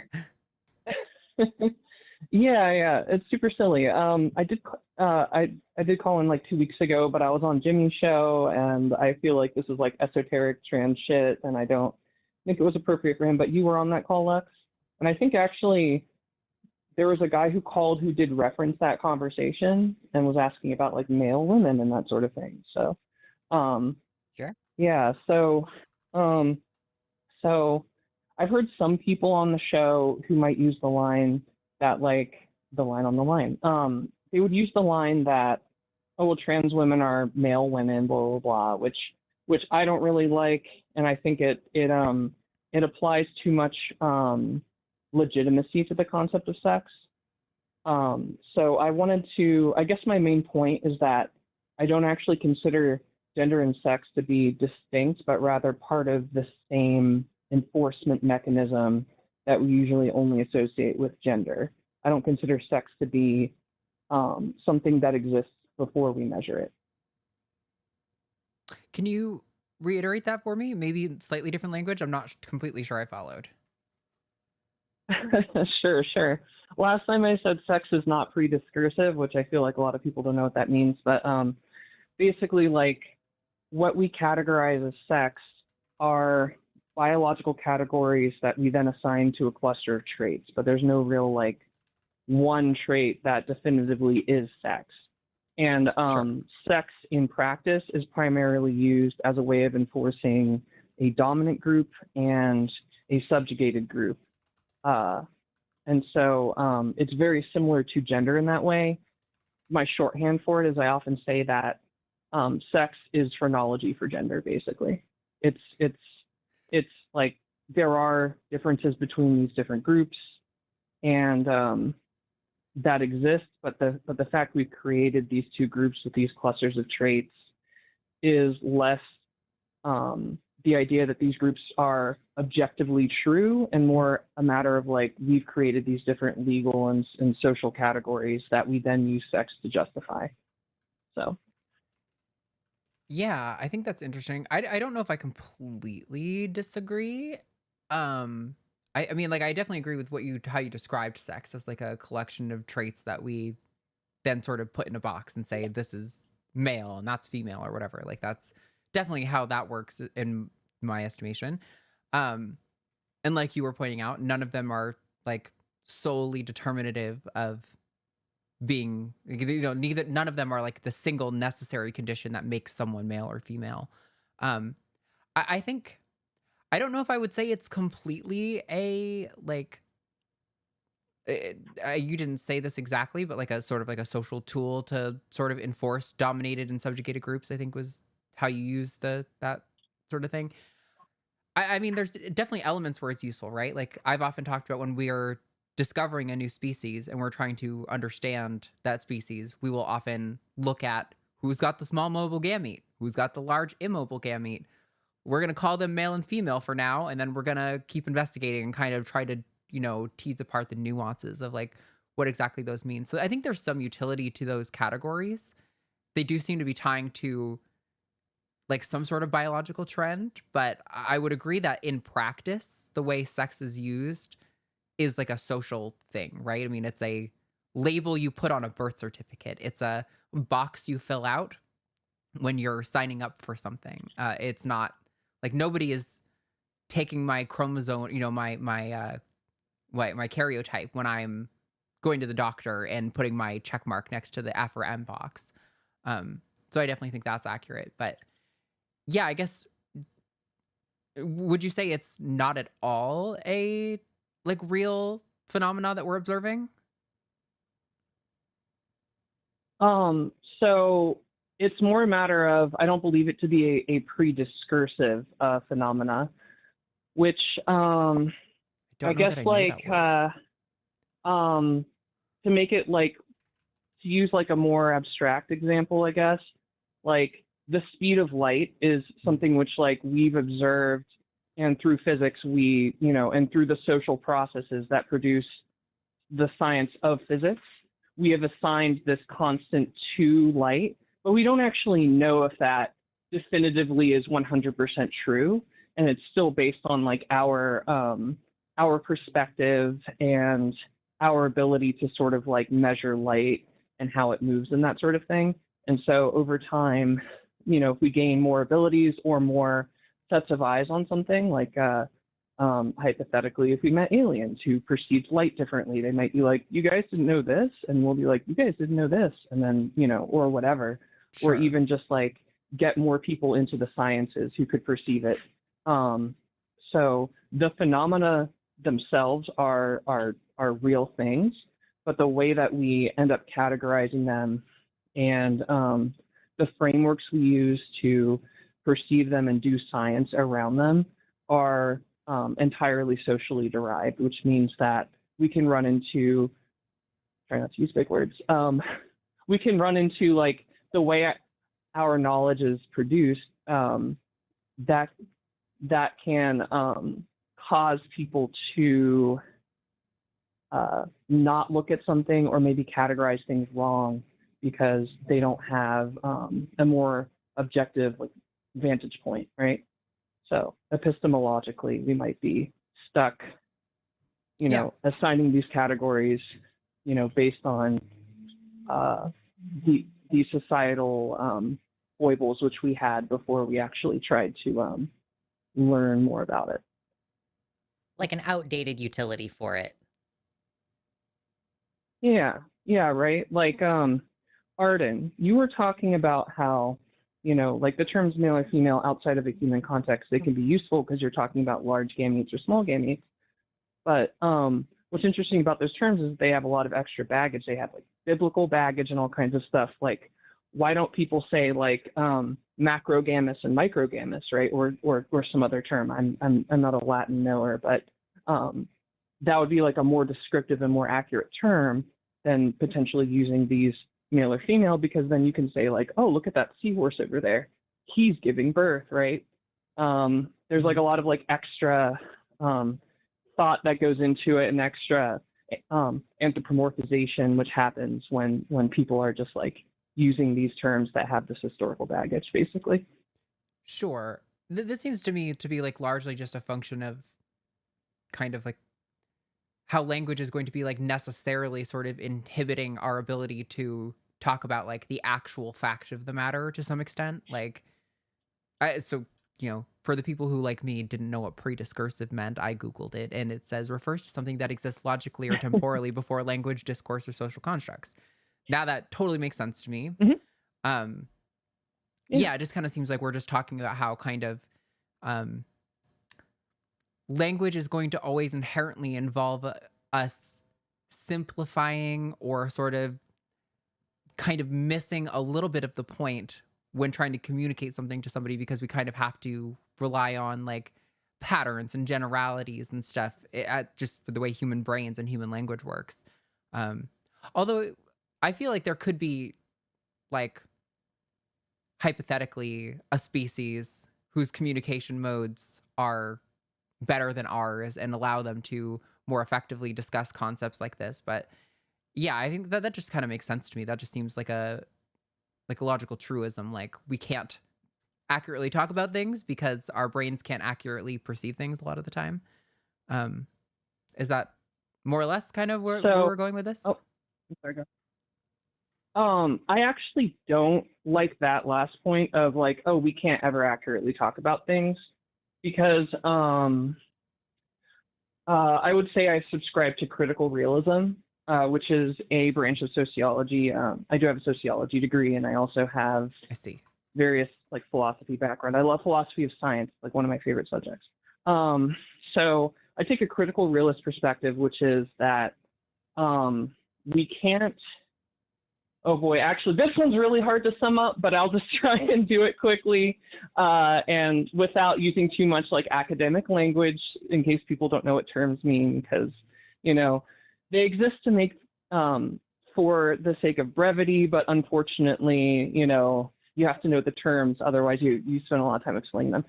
But there's a couple different ideas of like realism. You've got idealism, where people think that reality is just mental. It only exists in the mind, and usually there's one big mind, aka God, that envisions the entire world. And there's realism, which is that the material world physically exists and it's completely independent of minds. Then there might be direct realism, where what you see is what you get. Indirect realism, where your senses are processing all the sense information of the world and then giving you an incomplete picture. Critical realism is kind of like a version of indirect realism. Like you can perceive the world pretty close to reality, but because of both our biological and social limitations we have, it's going to prevent us from getting the full image unless we continue trying to keep that in perspective. So like if we have a certain scientific model, and somebody wants to question that model, you have to be like, well, let's try and do that then. Let's try and look at the origins of the model, see who came up with it, where it came from, and what would the limitations be. And Okay, then I thought that was way more or we can less do the what I science was better. trying to describe, but I may have done a poor job of it.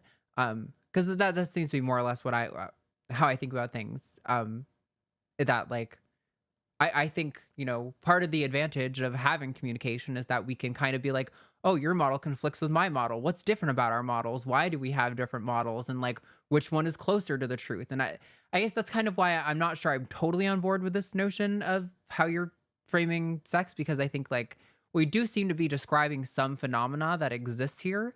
But like, I definitely would concede that like Mhm.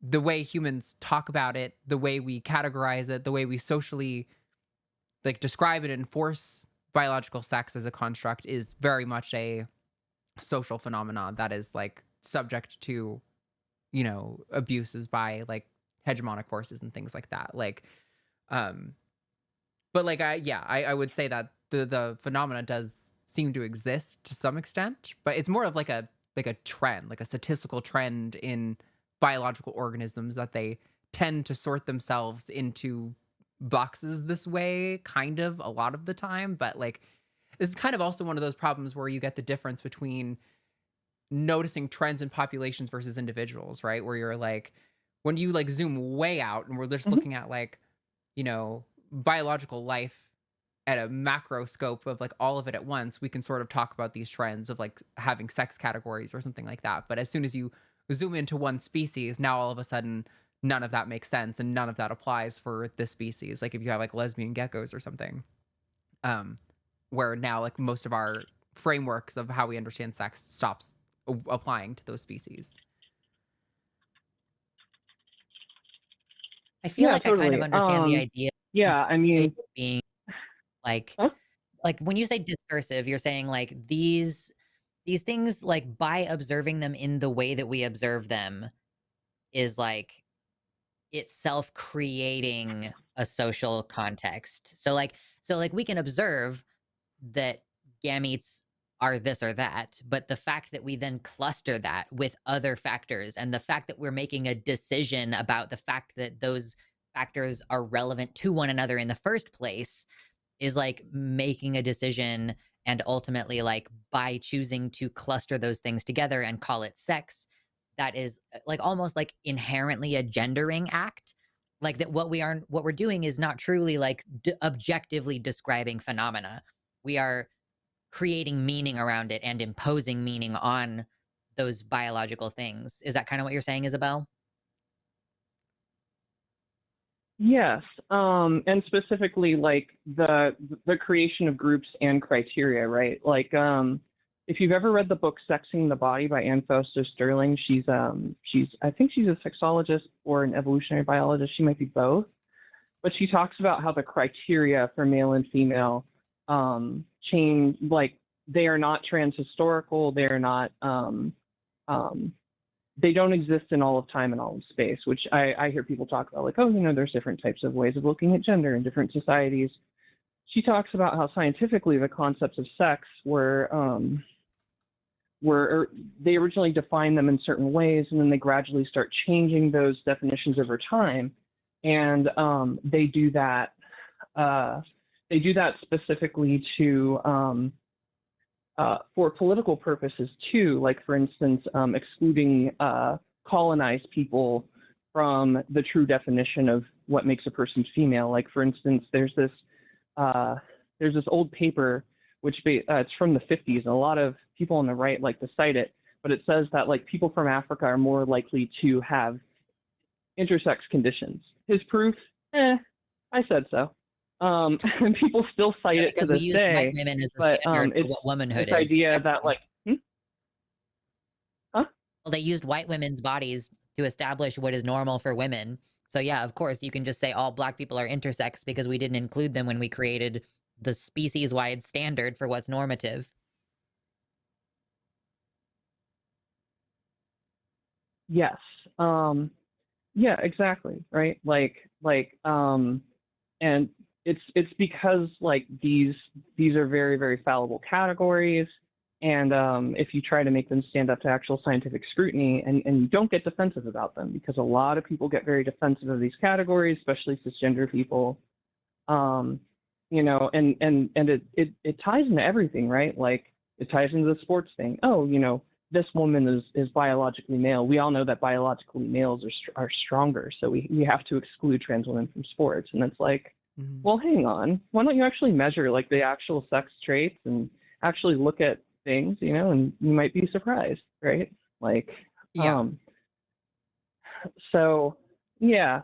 So the idea is basically like people can't allow their intuitions or the narrative that they built up over time about these categories to actually influence the work that they want to do in observing them, which is very, very difficult for human beings to do. People basically just need to make sure that they're not taking things too literally, I guess.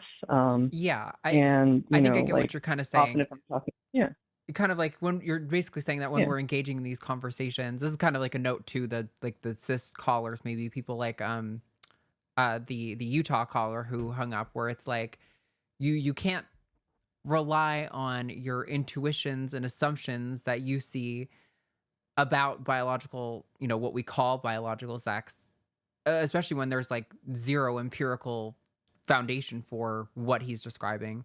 Um, I lost my train of thought. Goddamn ADHD. I was trying to put a nice like bow on like trying to tie what you're saying in, because I agree. I like this conversation and I agree with most of the things you're saying. I was just kind of trying to get to like maybe a broader point for the show about it. But goddamn neurodivergent fucking ass, just it happens. But yes, I agree with basically what you're saying, which is that like treating these groups like discrete categories is a mistake, and that's also why I have said like I don't really feel comfortable calling myself female, because like to me that feels like participating in the sort of doing that, where I'm like sort of to take a Judith Butler term, like reifying this our sort of relationship to biological sex, where I'm like sort of giving it this like social scientific status that it doesn't actually have or deserve, which is why I'm just like, I don't think it's fair to call me male. I'm not personally comfortable calling myself female. I don't really care what box I actually like quote unquote belong in. I care about like, how does this impact my life? How does it impact, if my ID is showed to a a TSA agent or to like a bouncer at a bar or something, like how does that affect my life? Or if I'm, having heart attack symptoms, how does my doctor think about those symptoms? Like those are the things that I care about. I don't really care what the letter is on my birth certificate, in and of itself. Because I don't really think those are real categories that like exist in reality, like you're describing. Like I think those are like the phenomena are real in a sense, but how we talk about them and use them in human social settings is definitely not real and like a contrived social thing for sure. Yeah, definitely. Like we apply too much importance to what. Oh, sorry. Were you trying to talk, Lux? I apologize. Nope. I'm just Or was it dancing. Arden? Nope. Okay. Good. Yeah, I mean, we're applying too much importance to what's essentially a concept which, or rather a phenomenon which came about, like, I mean, at paleo microbiologists are saying that like Duluth, et cetera, are saying, well, maybe sex is actually just ancient immune system response because we have, for instance, a larger cell that has this little guy that goes inside of it and then starts rapidly reproducing until it explodes out of the cell. It's not a virus; it's like another bacteria. And they found over time in the fossil evidence that cells eventually, like other organelles, adapted and turned these cells into something to use actually for sexual reproduction. There was one which went inside, grew huge, and then expanded and then exploded the host, and then the other one would go inside and make a bunch of little guys, which would explode the host, right? And so you had these two categories, these two types of basically parasitism, and then the ancient immune system said, well, let's cordon these off and use them to try to reproduce, actually. It's super interesting, but I hardly ever hear anybody talking about it. Yeah, that is interesting. It's like, That's well, a I mean, forest call. that's how we got it, That's a forest and call waiting to now it's got happen. all this extra stuff. So, Yeah, of I would course. love to see you bring that to Forrest. That'd be a really Yeah. interesting conversation. Although I know we're trying to keep Forrest on task of having an objective with his evolution calls, because if you let him, he will just talk for hours unabated about which I love, the audience loves, but it's not always the best for clips and content. But listen, yeah, no, that would be really interesting. It's true. I wanted to check that book you mentioned. Was that Sexing the Mind? Sexing the Body by Anne Fausto Sterling. That's a really good one. You already know Judith Butler, so don't have to mention them to There you. you go. Found it. But Sexing the Body by Anne Fausto Sterling is very good. Cool. I'll check it out. She's actually written multiple works. Yeah, she's written multiple works, but basically she's like, here's how sex has changed. And also she does have a background in biology and in sex differences. So she's quite authoritative on the subject. So I love that. I read a book, I forget who wrote it some time ago, that was basically on like sexed brains and how like the notion of boy and girl brains just doesn't really exist. But I forget who the author was because I read that like fresh out of college. But that seems Cordelia very similar. Fine, Delusions of Gender. Yes. Wow. Okay. Hello. Thank you. Yeah. Of course, I love reading about this subject. Like I know a bunch about it, and I have a lot of different ways of talking about it with people. So, oh, now I recognize that book cover, and I know where that is in my house. I'm like, oh yeah, I still have that book, and that's over there. Cool, awesome. Well, yeah, thanks for calling, Isabel. It's definitely an interesting conversation. Totally. Yeah, I like the topic. Appreciate you calling.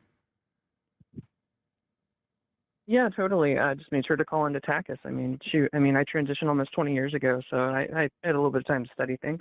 Right on. I am on the Discord, so you guys can bother me at some point if you want to hear about my weird little studies and stuff, but it's up to you.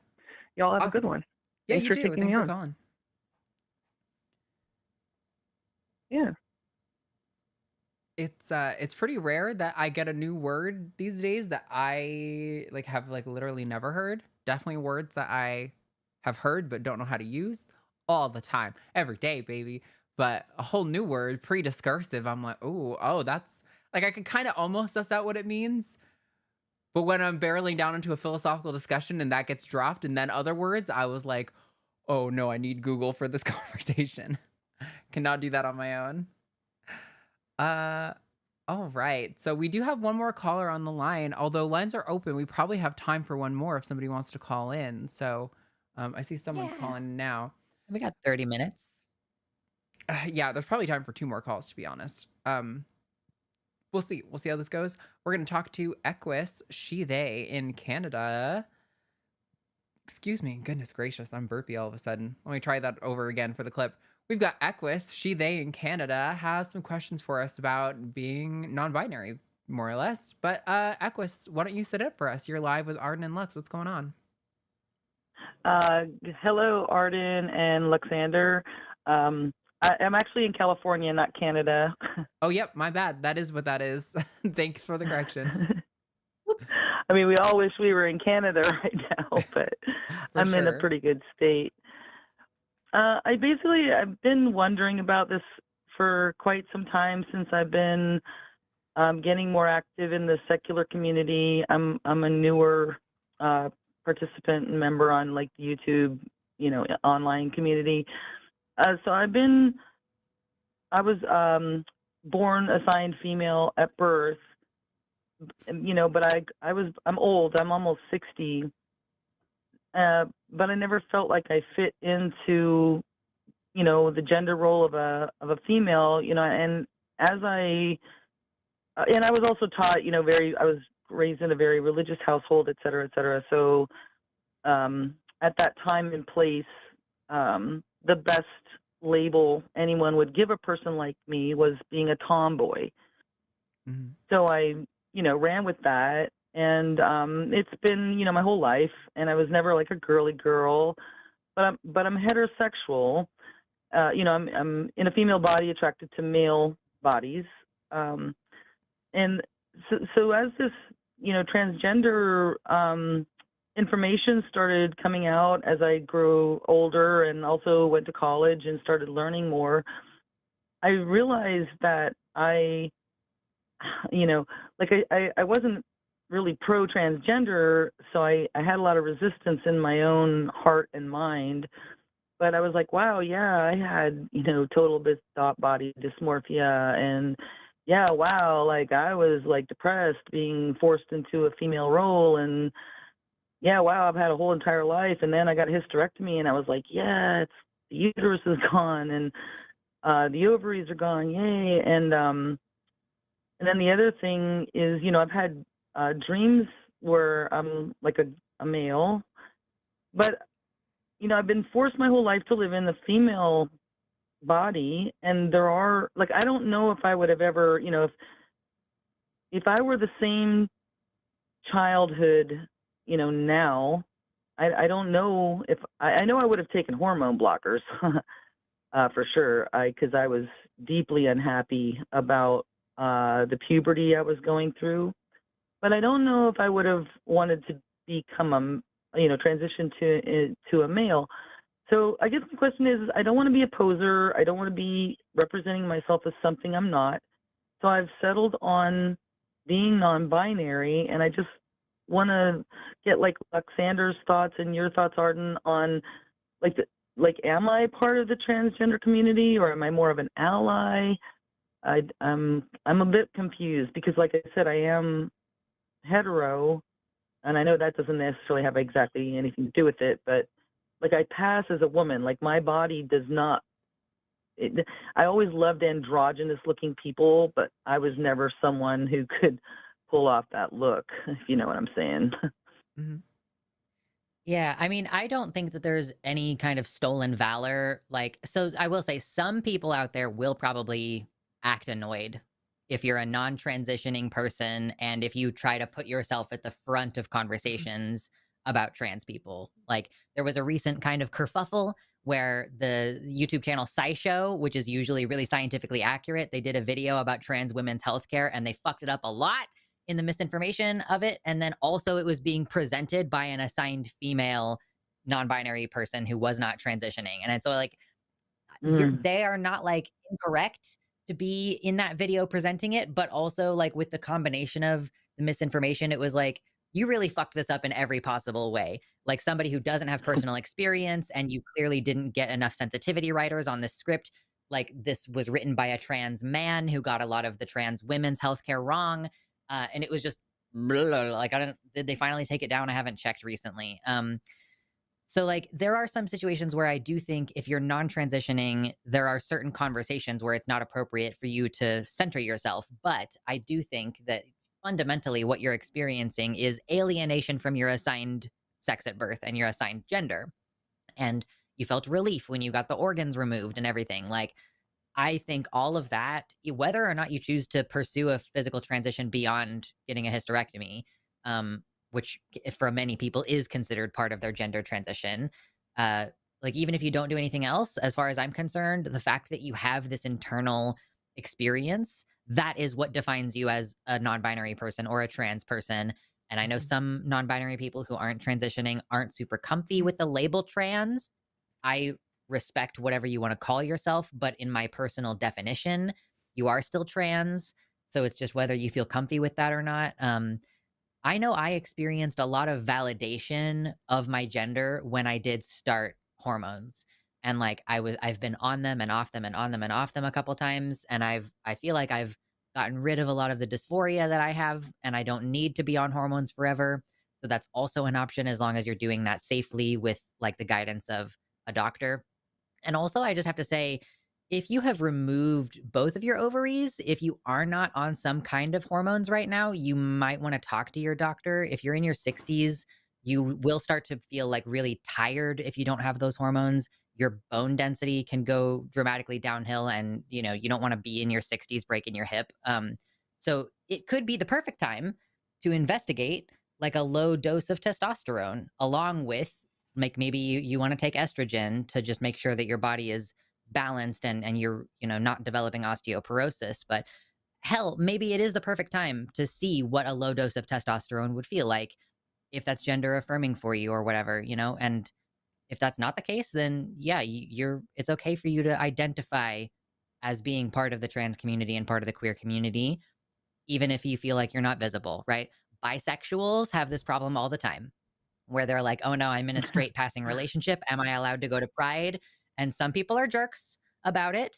And I do think you need to make sure that your straight partner is on their best behavior if you're going to bring them, but you are still queer. You still belong in the community. You belong at Pride. You belong here. Yeah, I mean, not to add the binary perspective to this, but I echo a lot of what Lux said. I mean, in my definition, I would count you as trans, but like whether or not you feel comfortable saying that or not is completely your choice. I don't know if I heard this from Lux or someone else, but I think an easier question is ask like, are you cis? If you're able to say I'm not cis a lot more easily, that to me sounds like you're probably trans.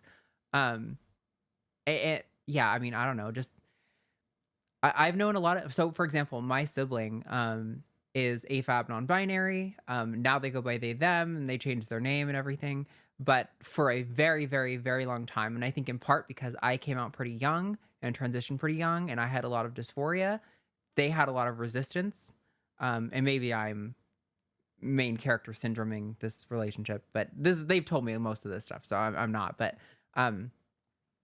they expressed that, like, they had a lot of hesitancy because they didn't experience what I experienced, but they also they didn't feel the connection to their assigned gender. And so I know they went through a period where they were just kind of like comfortable being a lesbian. And then there was a time where they were going by they, them and a new name with all their friends, but then told all their family, I don't care what you call me. I'd call me whatever. And so everyone, just she heard them for many years. And it's only recently that they've started being like, you know what? Actually, nope. I'm a they, them. I would even prefer you he, him, me before you she, her, me, but definitely not a she, her, and preferably they, them. And that's been pretty easy for me because I'm pretty in the community, but I know it's been a struggle for a lot of our extended family. But like, I don't know, I just feel like that's really a personal thing. And like, there's lots of people who share your experience, but like, I definitely agree. I don't feel like there's stolen valor.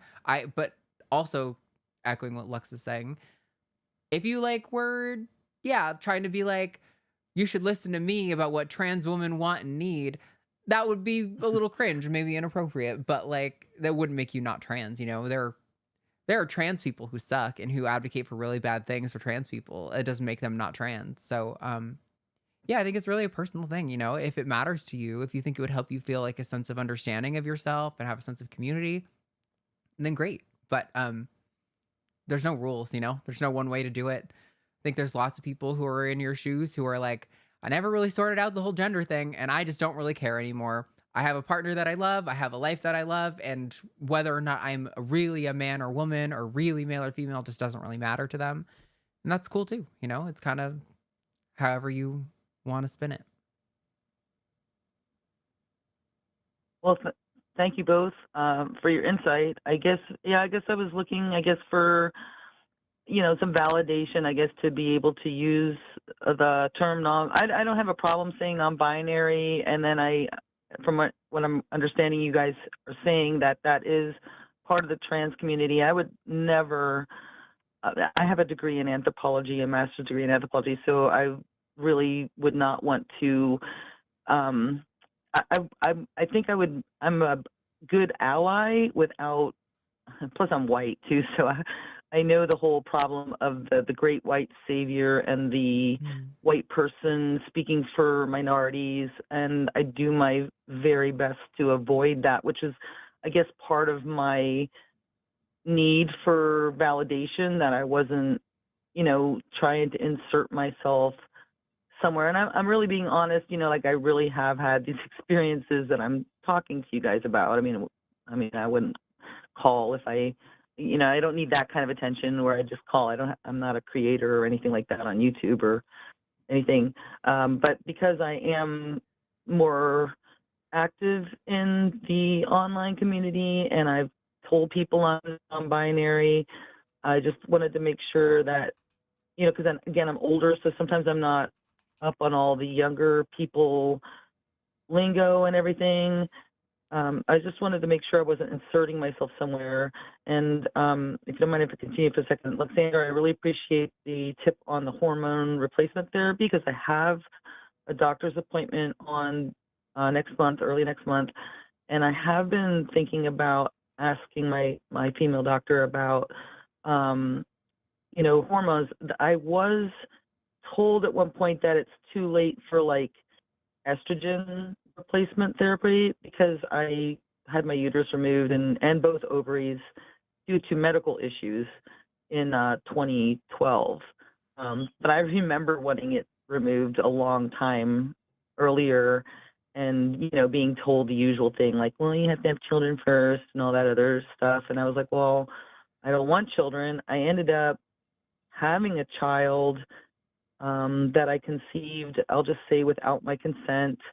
And I gave him up for adoption, but we had an open adoption, so I have a relationship with him, and he's gay. So it's kind of interesting because I often wonder if some of these things run in families. They seem but yeah, to. I mean, I appreciate both your insights. Sorry, Arden. No, that was Lex. No, yeah, they seem to run in families. It does seem to, I know someone with 2 biological children, and all 3 of them are trans. Also, Lex and I both have siblings who are trans, so I think it's more evidence to the fact that it seems definitely to run. Seems to be some sort of biological component there. There's something going on there, yeah. But I would seek a second opinion. If you've been told that you don't need estrogen, like there are health risks to balance, like where taking supplemental estrogen can increase your risk of stroke, but there are a lot of daily negative health impacts to not having any sex hormones.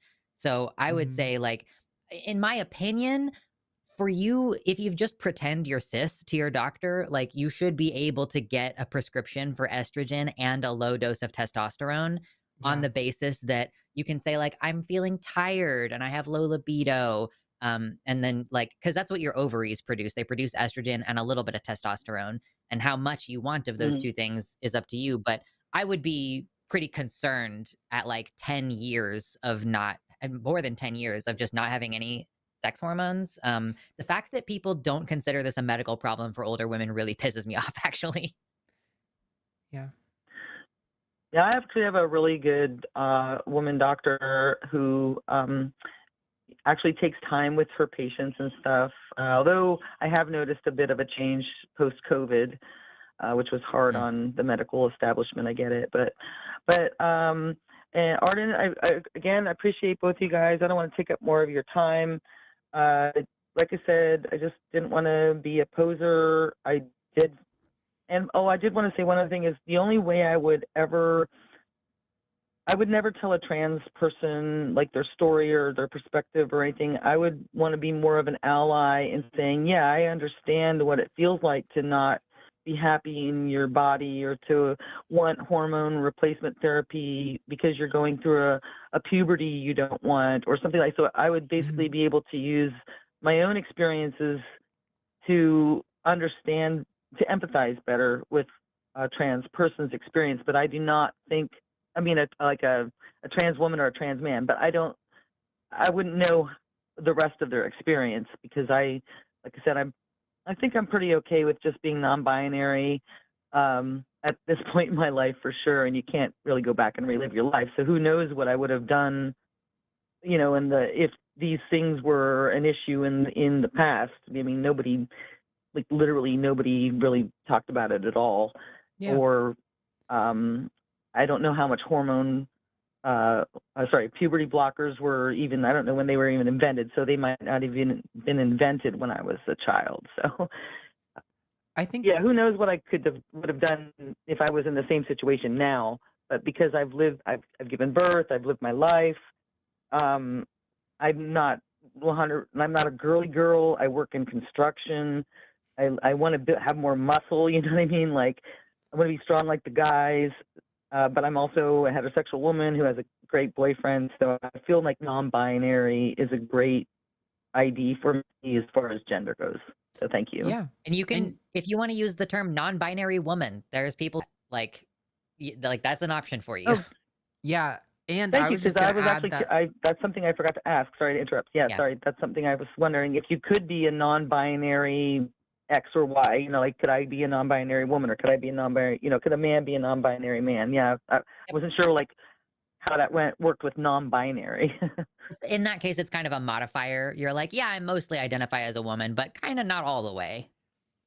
And Okay. also, the only other thing I was going to add on to that was, but also like none of these are like a cage. Like if you decide in a year, Yeah. you're like, no, actually, I think I am a trans man. That's also okay. Like there's no rules, you know, you just got to kind of listen to your feelings and like where they take you. Search your feelings. You know Yeah, it to be true. yeah, it's life is funny. That's all I can say because I remember growing up totally being the opposite of how I feel about both gay and trans people because, like I said, I was very evangelical Christian, and I knew I wasn't happy with the female role that was being laid out for me. But I was still pretty judgmental for a while about. I felt for a while that transgender women were like perpetuating the stereotype of of being a woman or whatever, and I didn't understand at that time there was like non-binary. I didn't understand anything basically, so it's been a journey, and I'm glad I'm at where I'm at now, where I'm not so judgmental about other people, and like you say, leave trans people the fuck alone. Just let them live Right their on. lives. I'm welcome. Oh, your phone is cutting out a little, Equus, and we got to let you go anyway, but I appreciate you calling in. And if anything changes, you have other questions, call us back and let us know, okay? Thank you so much for your time. Have a good night. You too. Thank Later. you. Bye-bye. Yeah, they started to get robot-y right at the end there. Right at the end there, yeah.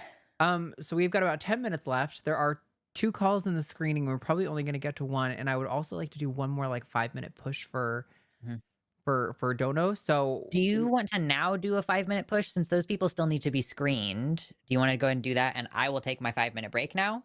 Yeah, sure. Let's do that. Go ahead.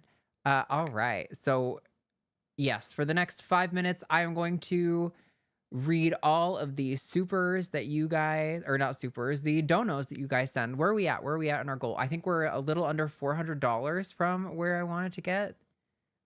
We're at, hold on, it's not refreshing. Give me a sec. Start sending them in. I'm going to start reading them live for the next several minutes.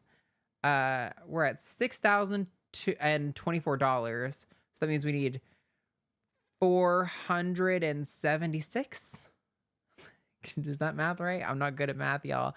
$476 we need to hit in order to hit 6,500 by the end of the stream. It would be so awesome if you guys could do that for us. But genuinely, whatever you're able to give. I understand a lot of people in chat have been like, I'm broke, I got nothing. That's okay. I understand. But if you do have anything to give, it's so appreciated. $10 from Joshua Everett. Thank you so much. And another $5 from Aaliyah Shauna Silverbow. Melatonin Ale, $5. Thank you guys so much. Genuinely, this is so huge. I know all the students there are going to be so grateful. This gives them finances to be able to conduct events, to be able to host events, to be able to, bring speakers in and to be able to do different things. Like, if they're going to organize like some sort of political event in their area, this is kind of the resource pool that they have to pull from. And we're going to hear more from the organization leaders on Saturday, I believe, about these things. But yes, 150, I think those are the Turkish units from Alira again. 5 Canadian dollarinos from Quantum Chaos. Thank you guys so much. I really appreciate it. $20 from Squirt Pillow, $5 from Drazok, 10 Canadian dollars from the Digital Mermaid. I love that. $5 from Sierra. Hey Sierra, good to see your name in there. Yeah, no, I appreciate you guys. Oh, I see Matt's in chat. He's talking to everyone about his new guild thingy. If we get a single $200 donation, I'll bring the Langakata baby into you wrote Austin's office, Arden's office to show on stream. Yeah, we got some new boa longicatas. Ooh, that's a $200 donation right there from Ayla Ursus. Thank you so much. $50 from Shiloh Riley. Awesome. I guess we're gonna get a little snake moment for y'all. That's so helpful. Thank you. God, I love that you guys love animals so much. It makes our lives so much better. Another $5 from Sir Nil Rem. Thank you so much. I appreciate it. I liked Canuck Bucks too, Lewis. That was a pretty good one. I think I just heard the door open into the snake room. So I think the Longacata is being retrieved. Awesome. You guys are great. I appreciate you so much. Thanks to all the callers as well today. Even Tomris for giving us content at the very least. Here we go. I'll count the Canadian donation because I didn't specify, but it's probably worth more than the $1 at this point. It will be before long. All right. Get him right up there so that maybe they can see some iridescence, but he's trying to grab on to anything. Running. So this is boa longicauda. They are the Peruvian longtail boa or shorttail? Longtail. Longtail boa. The really cool thing about these is they go through what's called an ontogenetic color change, where basically as they shed, they continue to get darker and darker. So while he's really dark right now, he's got that kind of gray tone. Those blacks will start to take over more of his body as he gets older. He is very slippery. And believe it or not, despite how tiny this guy is, he is 2 years old. This species stays really, really small. And this particular line stays really, really small. So these are, I know a lot of times boas are a little bit more unmanageable for people than like say a ball python because of their size. These guys stay really tiny. This for comparison is the girl who is a Melter Russo line. So this one's Het Annery, which you won't see, but it's already starting to darken up. I love the head stamps. Yeah, the head stamps are the best part. You get those cool like arrow blade looking things. I've seen some where they've had like a cross through it. Actually, I think Aaron Raw is the one that has the cross through it. Yeah. So same species, slightly different lines. And this is a new project for us. Thank you so much for the donation. I love how yellow this one is. To the SSA. Yes, but thank you. I see Verna Smith, another anonymous $20. Thank you guys so much. I genuinely appreciate you all so much. It's going such a long way. I'm so excited to get to like improve upon. We keep doing these fundraisers and they're getting better and better because you guys are such a generous audience. Also, proving the statistical fact that we know that atheists are more likely to be charitable to people outside of their in-group. So even though this is a secular organization, I think it's really cool to see that you guys don't necessarily know the SSA. A lot of you have never heard of it, but you trust that we're working in collaboration with awesome organizations and you're willing to share. And I think that's really cool. $10 from Tranvendor. I love that name. Thank you so much. 524. Oh, and I see Lex is back here in the background. Are you ready, or do you still need your break time? All right, cool. Bring it back on. Yeah, thank you guys so much. I don't think we're gonna hit the 6,500, but that is okay. I mean, it's not okay. I am so ashamed. I'm disappointed with you guys. We only have about 5 minutes left, though, and we're gonna take one more call. Oh, we're actually 370. So what? That's $130 to get us over the line. I bet you guys can do that. We're gonna take one more call, but then you guys have to get us $130 in. Okay? I think you can do it. It doesn't look like it looks like our screener might have had to leave. I know there's a lot going on right now, you guys. So I know our whole team is really spread thin. Let's talk to Olivia. Her in Arizona wants to talk about queer joy. I love it. I'm so sorry, Owen. Thanks for calling, but we're gonna talk to Olivia in Arizona. Olivia, you are live with Arden and Lux. What's going on? Hi. Yeah, thank you for having me. So the main thing I wanted to talk about was queer joy in particular as a concept, and just like how to best bring it out in our community as a philosophy. I think that, well, embracing ourselves and who we really are has always been the queer community's thing. That's what's always gotten us through the most difficult parts historically. And right now in particular in the world, it's a very challenging time for most of us, I think. I in particular have seen a lot of people in my communities who are, I don't want to say they're losing hope, but they definitely are like more prone to, I guess, the doomerism of things.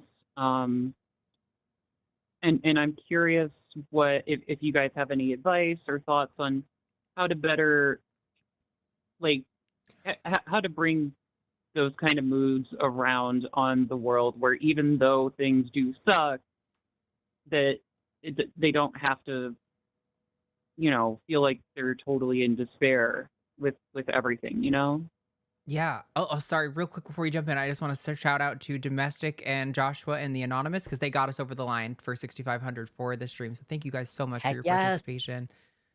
Thank you. Yeah. I don't know, Lux. Do you have thoughts on that initially? Go for it. Yeah. You have to aggressively create things to be happy about.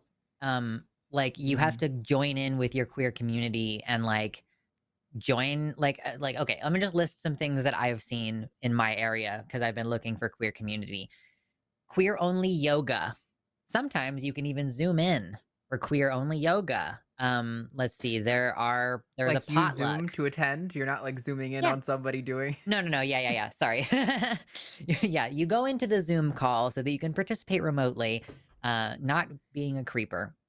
So yeah, queer only yoga. There was a queer potluck. I live in the Willamette Valley, and during Pride Month and up through September, because our capital Pride is not until September. I don't know why. But there's like a Pride damn near every weekend in a different town through the entire summer here. So like there's Pride events. I know that there are specifically like parents of queer kids, but also queer parents groups. I mean, even if you just get involved like politically, like if you go get involved with the Democratic Socialists of America or the Communist Party, there are probably going to be other queer people there. You have to go have experiences and like create spaces where positive things are happening. This is what we mean when we say touch grass. We don't just mean turn off your computer. We mean go experience life. Go to the fucking pumpkin patch with your partner, go to the zoo with your buddy. Engage in the buddy system. Hold hands with your buddy. Go ride a bike. Go take a walk. Like, go experience something wonderful and beautiful. Something you can take pictures of. Something that you want to tell someone about afterwards. Like, you have to just do stuff with people, preferably. And like, that is the crux of like how to create trans joy. And while you're at it, you'll probably end up creating some community as well. And that is like the two parts that you need. You need joy and you need community, and that's how to do it. You have to just go participate in it a lot, which is annoying. And that definitely makes a lot of sense. I appreciate that. When you say create these kind of situations, though, I guess I want to hear a little bit more on that, because it sounds like you're saying to go out and experience things, of course, but also the part about creating more things. I want to hear more about what you have to say there. Of like, let's say I just have like a little group of friends on like a Discord or something, and they're really bummed about current events. How can I better create something like that in just like such a small little internet community? I would recommend in that particular niche thing, having a weekly movie night or a costume night or a themed event for the individuals in the Discord. Like, there are completely online ways of doing this same thing. Like, dress up silly, or have it be like everybody's going to do charcuterie and we're going to all, have our fancy hors d'oeuvres or whatever. So yeah, even if you don't have like an organization that's doing these events or putting them on, like even just creating moments of joy with your friends with play, like playfulness is a critical part. Sometimes you might have friends who are disabled and can't get out of the house, and so maybe they need you to reach out in some other way. And yes, many of us as trans people are isolated. I moved up here the PNW, and I'm still far enough away from all of the friends I have who live up here that I haven't gone to visit any of my friends yet since I moved up here. So yeah, you do have the option of organizing things that are accessible and online, just with that keeping fun at the center of it. Like, yes, we do have these spaces where we need to talk about our grief and our sorrows and like the things that we are struggling with. And we also need to reserve time where it's like, we're going to set all that aside. We're going to leave all that at the door, and we're just going to love each other and enjoy our company for a couple of hours. I think this makes me think of a quote that I've seen. I don't know exactly where it comes from, but I think it was relating to kind of like the beginning of the gay liberation era, where it was like, in the morning we cry and protest, in the in the evening we protest, and at the night we go dancing at the clubs or something like that. And it was kind of talking about how the gay liberation movement was like kind of maintaining joy through all of that. But we do have to wrap up here, Olivia. I'm sorry to cut this short because we are on a tight schedule today, but I do appreciate you calling in. Hopefully there was something useful in that call. But I do appreciate you calling in. It was. Thank you. I hope you have a wonderful day. You too. Later. Bye.